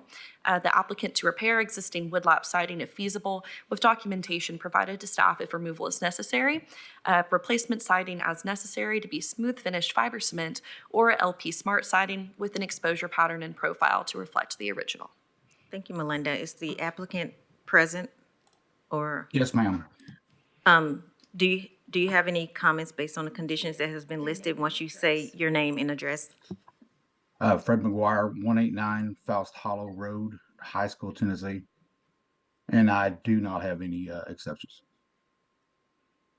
Okay, is there any neighborhood comment? I do not have an additional input from the neighborhood. Okay, thank you. Commissioners, do you have any questions for the applicant? Yes, I had a question for the applicant. I believe that staff was asking about the wood siding or possible wood siding beneath the asbestos. Is it your plan to remove both, or what is? No, sir. Go ahead and just remove the asbestos and then go ahead and make a determination on how much damage and rot is underneath. And that will determine on whether we replace or repair. Are you agreeable with using hardy board? Yes, ma'am. I know in Edgewood Park City, we've discussed the engineered lap siding, and so far it's not been used in any new projects. So doing hardy board would be better. We'll make a note of that.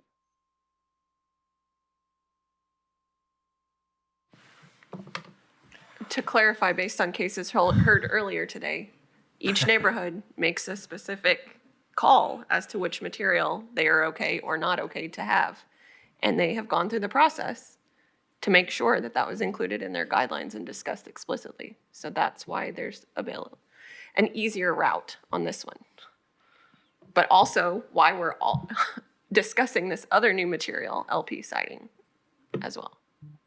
I'm not sure that the LP siding is available in the appropriate reveal for this neighborhood.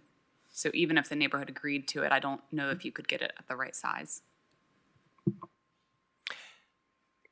Go ahead, Liz. So my understanding, this is not a fiber cement product. This is not a fiber cement product. It's mixed with resins, more synthetic plastic composite materials, and wood fibers. My question's for Lindsay. Is this going to be a multi-phase application? Because it looks to me like we're talking about repairing the roof, but that column on the far right isn't going to hold that roof up very long. I will let the applicant speak to their construction plans. There's a good deal of the scopes of work that we've described in detail that would be approved administratively. So the roof replacement, reinstalling those columns, they have the original porch columns, replacing porch flooring, et cetera. The main elements here are the ones that are kind of broken down in the staff findings related to the storm windows that were a little different from the design guidelines, and then the siding, the replacement siding. So Okay. I'm sorry, maybe it was on there. Was there anything about the columns and the cornice and? yeah, the applicant is proposing to, and I'll let them correct me, the applicant is proposing to reinstall the original porch columns that Okay. they have retained. Thank you. And we also, in the staff findings, I would say we did make a note that there are some scopes of work that they did not describe in this application, and those would need to come back in front of either staff or the commission in a new application. And a follow-up question to Haley's comment. Did you say that the neighborhood has approved fiber cement siding for this particular neighborhood? That is correct. So, Yes, the design guidelines specifically reference fiber cement siding as an appropriate replacement material. The new ones. I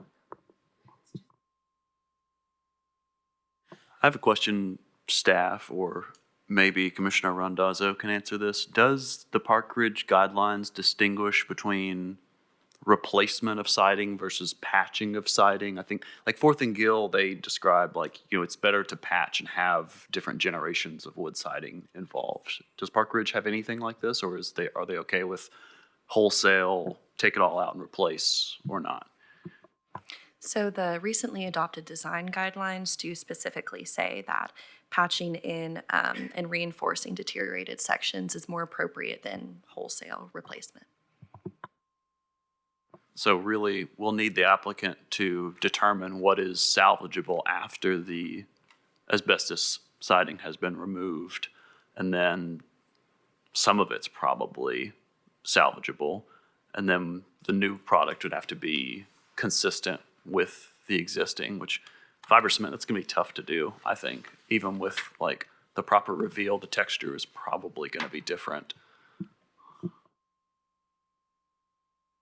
And just to clarify, the staff recommendation would be to repair and patch it. That repair kind of includes that patch in existing wood lap siding if feasible, and they can provide documentation to staff if removal of it is necessary. And then if they do a full scale replacement, the Historic Zoning Commission has the capacity to approve fiber cement or another material. Thank you.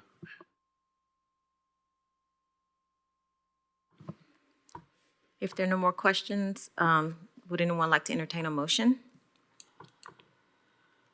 I'll make a motion to approve based on staff recommendation. Second. It's been moved and properly second. Is there any discussion? I have a question. It seems like we should take out the LP Smart siding from recommendation number 3. If we strike that, I'm good. Okay. Do I need to restate it? You can adopt it as a friendly amendment as long as we have another second come in. Okay, yeah. I'll adopt it as a friendly amendment. Second. Was it intended friendly? Okay. Or an adverse amendment. Are you striking the entire third recommendation or just the smart siding? The smart siding. Okay, just the smart siding portion.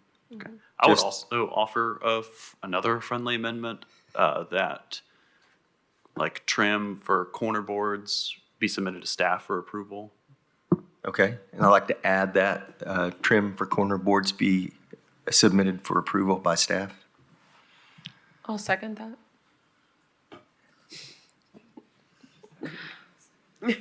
Renee, will you give another second since you were the original? I will friendly give another second. Thank you.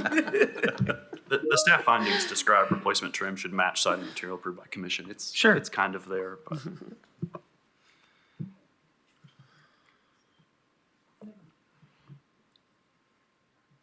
That's all.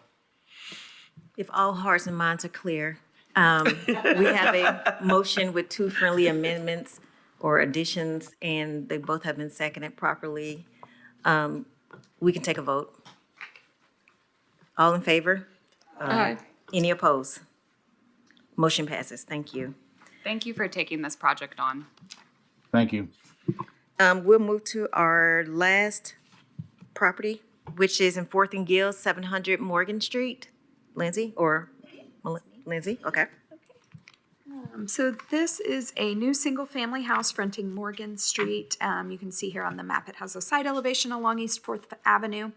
The application has a 2-story house that is 26 feet wide by 57.5 feet deep. It's proposed to be set 16 feet from the front property line at the porch. There is a 17.5 feet corner side setback. Parking is located on the rear of the lot, accessed via the alley, and we can see the context of the lot here. The house has an 8/12 pitch hipped roof. There's a hipped roof dormer centered on the front roof slope. They are also proposing the LP Smart siding with an 8-inch profile. The finish is not specified. The concrete block foundation will be clad in brick veneer. The facade has a 6.5 foot deep front porch with a 4/12 pitch hipped roof supported by tapered columns on square bases. The porch flooring will be brushed concrete. The hand railing will be metal with a simple balusters. We can see the front and side elevations on the screen here, and I'll talk through some of those as we go through the findings. So the house is proposed for a lot that's been vacant since at least the 1980s. It historically held a two-story frame residence. The proposed setback is 16 feet to the front porch, and the main massing is 23 feet. It will maintain the facade line of the streetscape. It'll be in line with the adjacent houses. The corner lots in Fourth and Gill typically have smaller corner side setbacks.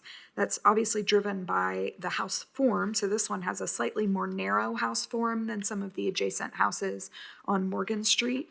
So the commission should discuss if that wider corner side setback is compatible with the context. The parking meets the design guidelines. The final site plan should meet city engineering standards. Overall, the proposed house uses an American four-square form. It uses typical roof forms, porch design, some materials, and that kind of three-bay facade. The house's style and form are compatible with the context. It uses contemporary materials to differentiate it from original buildings, but additional architectural details and elaboration are needed, particularly on the side elevation, the street-facing right side elevation, to align with the historic proportions of the context. The roof is compatible in pitch with the 1 foot overhanging eaves, compatible with other four-square houses in the neighborhood. The design may benefit from additional variation and design elements that are present on other comparable houses in the neighborhood. In terms of the front porch, overall, the front porch size and detailing is compatible with the dimensions of the house and other porches on the block. They have proposed some materials that are not completely in line with the design guidelines. The flooring is a brushed concrete, and they've proposed a metal railing baluster. Concrete has been approved as a flooring material in new construction on Fourth and Gill on residences with a more contemporary style. A wood guardrail with square balusters set into the top and bottom rails would be more compatible with the context than the proposed metal railing. The guidelines recommend breaking up the box-like forms into smaller, varied massings and using a mix of wall areas with window and door elements like existing buildings. The side and rear elevations are not organized into bays. The windows are sort of off-center. They're not aligned with each other. And then on the street-facing right elevation, there should be a recessed or projecting feature, a chimney, a bay window, or an additional kind of roofline massing. And the elevation should have organized bays with windows and design features. In terms of the windows themselves, the design primarily has 2/2 double-hung fiberglass clad wood windows, which are appropriate. And on the facade, they use these proportions that are compatible with the character of the block. The side elevation does have fixed windows on the dormer. And there are 6 different window sizes proposed, and a picture window on the rear elevation. The windows should feature projecting sills in addition to the depicted trim. They should have simulated or true divided lights. And the commission should discuss whether the variety of window sizes and the other fixed windows are appropriate. The applicant should either revise the elevation drawings to show the window trim and projecting sills or submit a section profile drawing of those sills. Guidelines recommend that materials for new buildings be consistent with materials on the street. The brick cladding for the porch is appropriate. The applicant should submit a section and profile drawing indicating the brick foundation is aligned with the face of the siding above and not protruding outward from the siding. The commission should also discuss the proposed LP Smart siding. This is not one that has been approved in Fourth and Gill. If deemed appropriate, it should have a smooth finish, be 5/16 thick. Final spec should be approved by staff, and it should have a 4 to 5 inch exposure instead of that 8 inch. So based on the variety of these comments, staff is recommending postponement of 7G 25HC to allow the applicant to revise drawings to indicate projecting sills and trim, clarify window design, place additional windows on side and rear elevation, elaborate the right side elevation massing, and update siding, porch railing, foundation materials, and construction, along with addressing commission's comments. Thank you, Lindsay. Hello. Hi. Do you have any comments or on Lindsay's presentation before the commissioner starts asking questions. Yeah, I'm Zach Taylor, 115 Circle Lane, Knoxville, Tennessee. This is our first time getting something approved in the historic district, so apologize for anything that wasn't fully prepared. One thing I did want to point out is that in the rear elevation, that fixed window that's right there, that was originally drawn in there for a freestanding tub with a window above it. The clients have since took out that tub, and we changed the window in the floor plan to a 3050 double hung, and he just did not change it on the elevation. So I apologize for that, but that does need to be revised. We did get staff recommendations to add windows, and I think we added a total of 7 windows on there. And if you're wondering why that right elevation shows stairs, those are not exterior stairs. Those are for our framers to make sure that they get that elevation of that window correctly. So those are the interior stairs, but showing, where the window goes from a framing perspective. So we can omit that if we need to for the drawing, but those are not exterior stairs.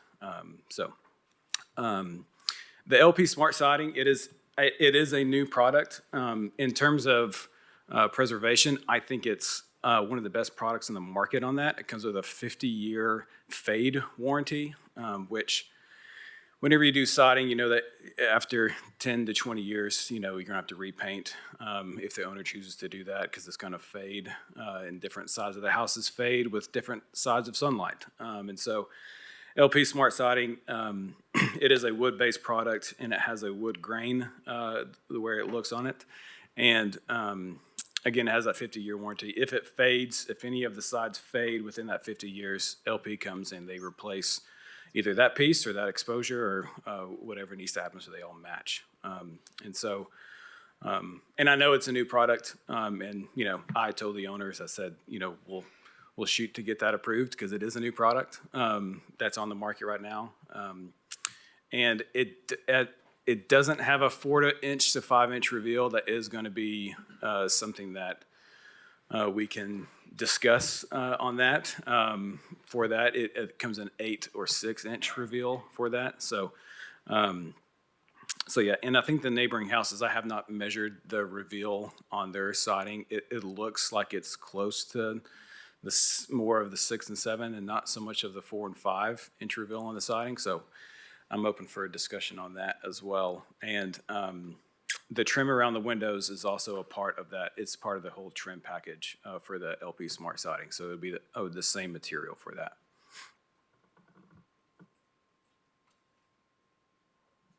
Thank you. Is there any comments from the neighborhood? Yeah, so Aaron Streeter was here. He had a meeting at 10. So Ms. Wetzel, are you going to want to speak as well? I can, Okay. and I will, but Okay. did Aaron say? Yes, so I have comments. Him first, Yeah. so I don't repeat. Okay, I have comments from Aaron Streeter, who's the neighborhood liaison, and then if you want to jump in, you're welcome to. And so I will read those, and we will enter these into the record as well. So Fourth and Gill is generally in support of staff's recommendation for a postponement on this application to allow the applicant to respond to the comments staff has made about the various ways in which the proposal does not meet the neighborhood design guidelines. Though the interpretation of most of them is subjective, the most obvious guideline that this proposal fails are under guidelines 2 and 3 in infill buildings. Guideline 2 is breaking up uninteresting box-like forms into smaller varied massings like those of most buildings from the historic period. Variety of form and massing are essential to the character of the streetscape. This specific proposal is nearly entirely, so now I'm reading his comments, not the guidelines, is nearly entirely a simple box. If variety of form and massing are essential, then this proposal will require substantial modifications to come into alignment with the guidelines. Consider the house next door. If you looked at this photo and discounted the paint colors that may not be to your taste and small pile of additions on the rear of the house, which I can show this house, you might think that this house was designed for a corner lot. There are prominent gables facing the side. Their porch wraps around the corner. The house that once sat on the vacant lot that this proposal is concerned with was a twin of this one, and it is the corner lot.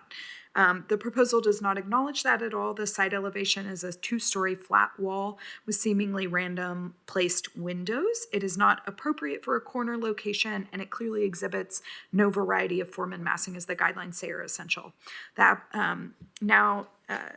They quote number 3, which is new buildings should be designed with a mix of wall areas with door and window elements in the facade, like those found in the neighborhood's historic houses. Also consider the width to height ratio of bays in the facade, the placement of openings with respect to the facade's overall composition, symmetry, or balanced asymmetry should be clearly imitated. So now I'm reading what Mr. Streeter wrote. In this proposal, with the exception of the front elevation, there is no evident attempt to meet this guideline at all. Windows are a multitude of sizes. They're randomly arranged. In some cases, they're uncomfortably close to building corners in a way that is not present in other historic houses in the neighborhood. In others, they're misaligned both horizontally and vertically. There's no apparent attempt at considering the overall composition. There's no attempt at asymmetry or balanced asymmetry. So for these 2 major reasons, the neighborhood has not come to a complete consensus on requesting a postponement versus a denial, but we do want to be clear that substantial changes are needed.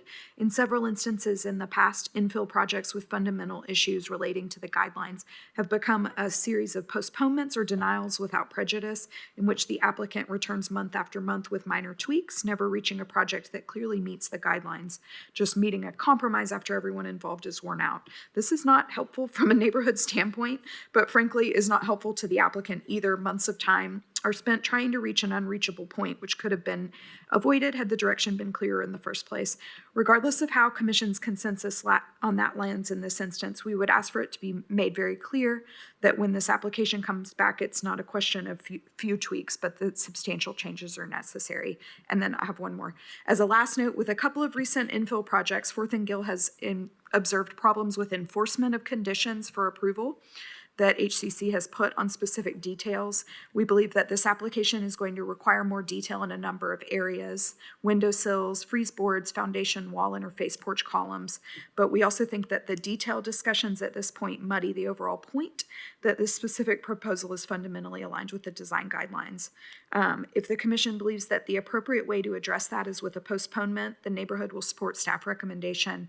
If the Commission believes that an appropriate path is denial or denial without prejudice to ensure that when the proposal comes back, it addresses the identified areas of noncompliance, the neighborhood also supports that decision. Thank you.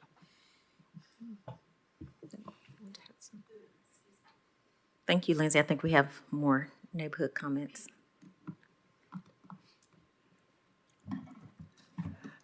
My name is Melinda Wetzel, and I live at 1014 Luttrell Street in Fourth and Gill. I am a longtime resident of Fourth and Gill and serve on the board of directors right now. But I'm not speaking formally for the board. I am speaking informally for a group of neighbors that's, excuse me, very concerned about the quality of the housing that we have acquired over the last little bit.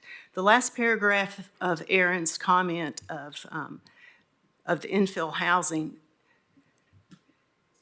not being able to follow through in terms of what this commission requires and that actually being taken care of on the field is very frustrating. So consequently, we are acquiring a stronger diligence in paying attention to this stuff. And so I'm here today to second everything Aaron just wrote and speak for my neighbors and say that we strongly advocate postponement. I think the issue we sat through at the beginning today and how that went on would tell you that it would be a benefit for all of us to have some serious discussion. think this thing through before any decisions are made. Any questions from me? No, I don't Thank think so. Thank you for your comments. Postponement.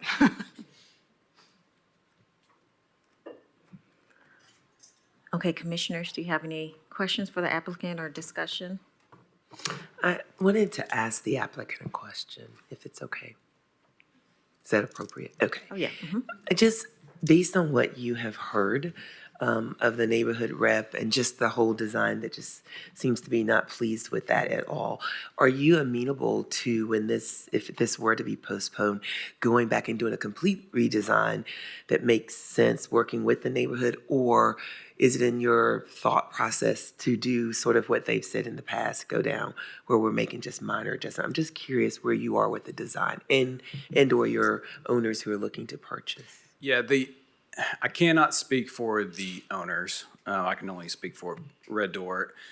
We would love to know, the thing that we are struggling with is, the windows, I agree, they are random, but from an interior standpoint, they are not random. And so, it's we have to really figure out how they would like to rearrange the inside to make the exterior less random, which we're fine to do. But it's, if you look at the floor plan part of it, it's laid out that makes sense from an interior perspective. I 100% understand that, this commission, again, is what you see is from the exterior. I totally get that. And so I cannot speak for the owners of the property and say like, yeah, they'd be okay with this, because their goal is to build this and sell it for, a high dollar amount. And so if it makes sense for them to do that,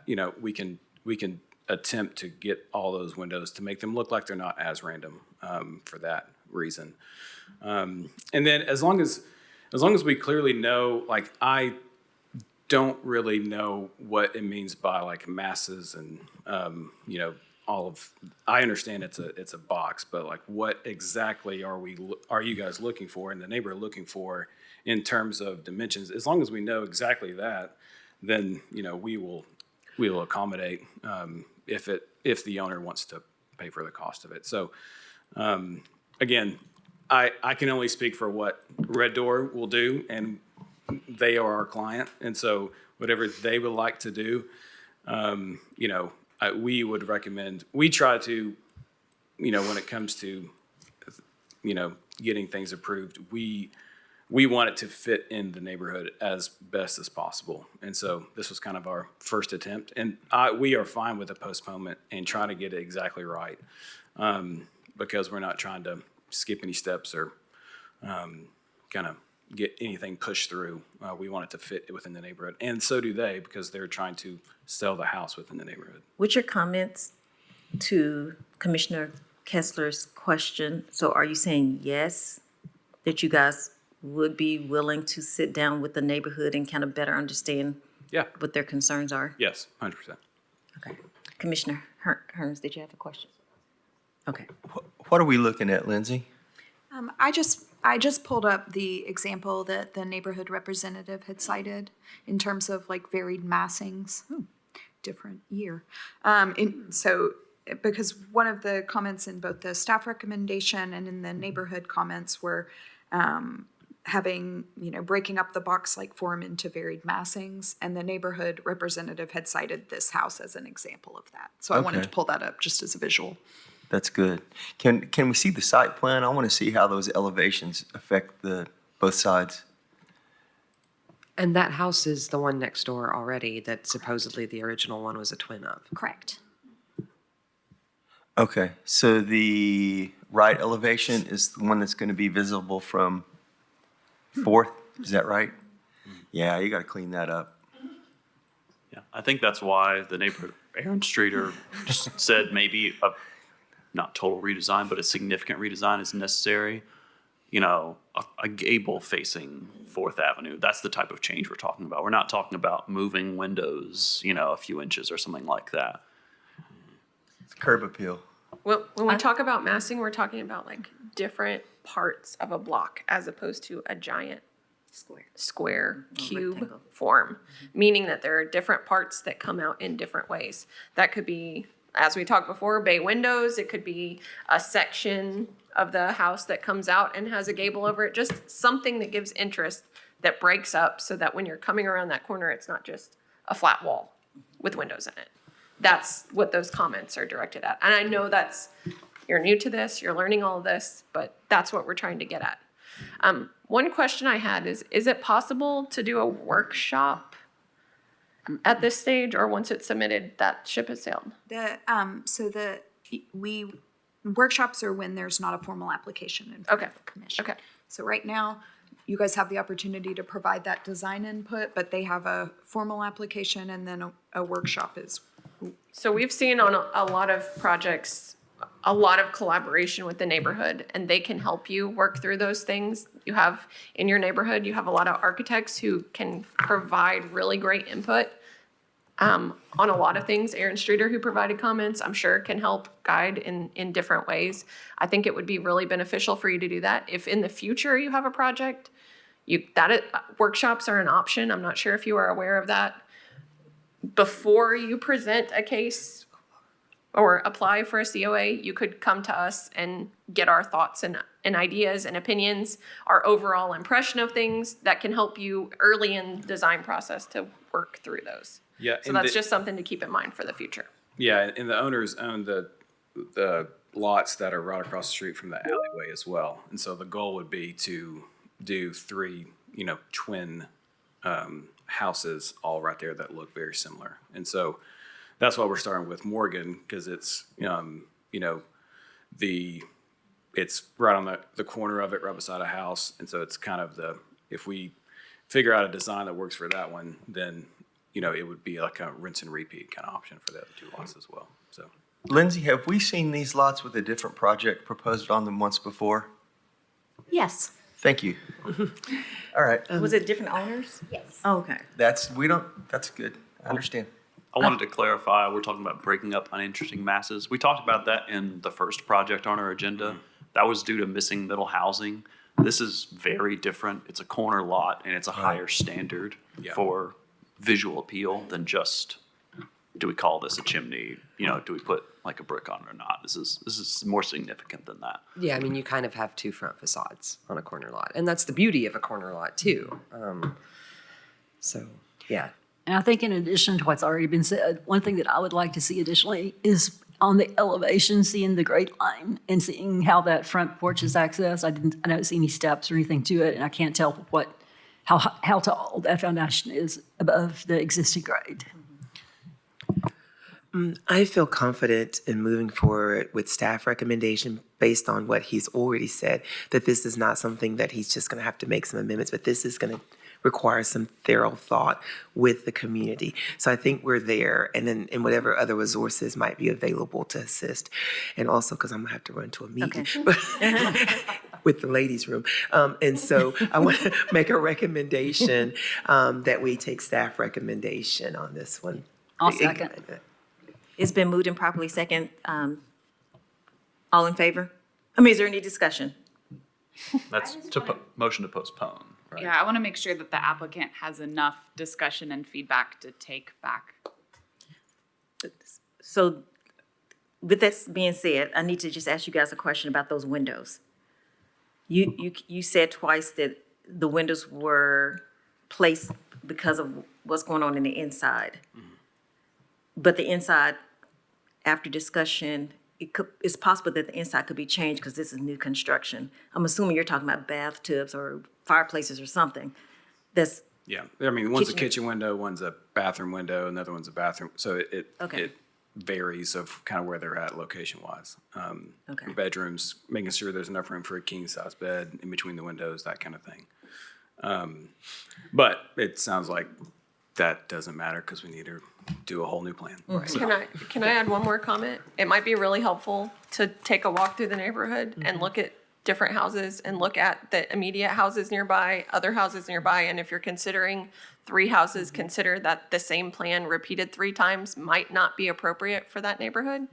So kind of think about how could you modify them so that they're somewhat different, so that there's varied forms, so that it's not the same thing copied and pasted.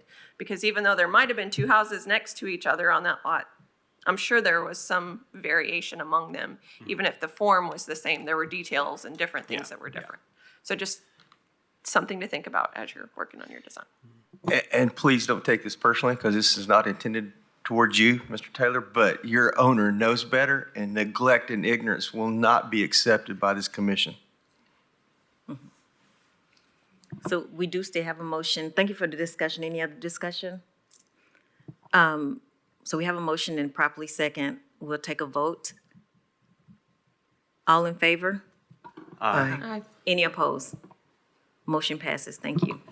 Thank you for your patience, and I thank you all for your discussion. It's good for us to have different opinions and discussions in situations like this. It lets us know that our job is being worked. Thank you all. Have a good evening. Meeting is adjourned in case, even though half the people are gone.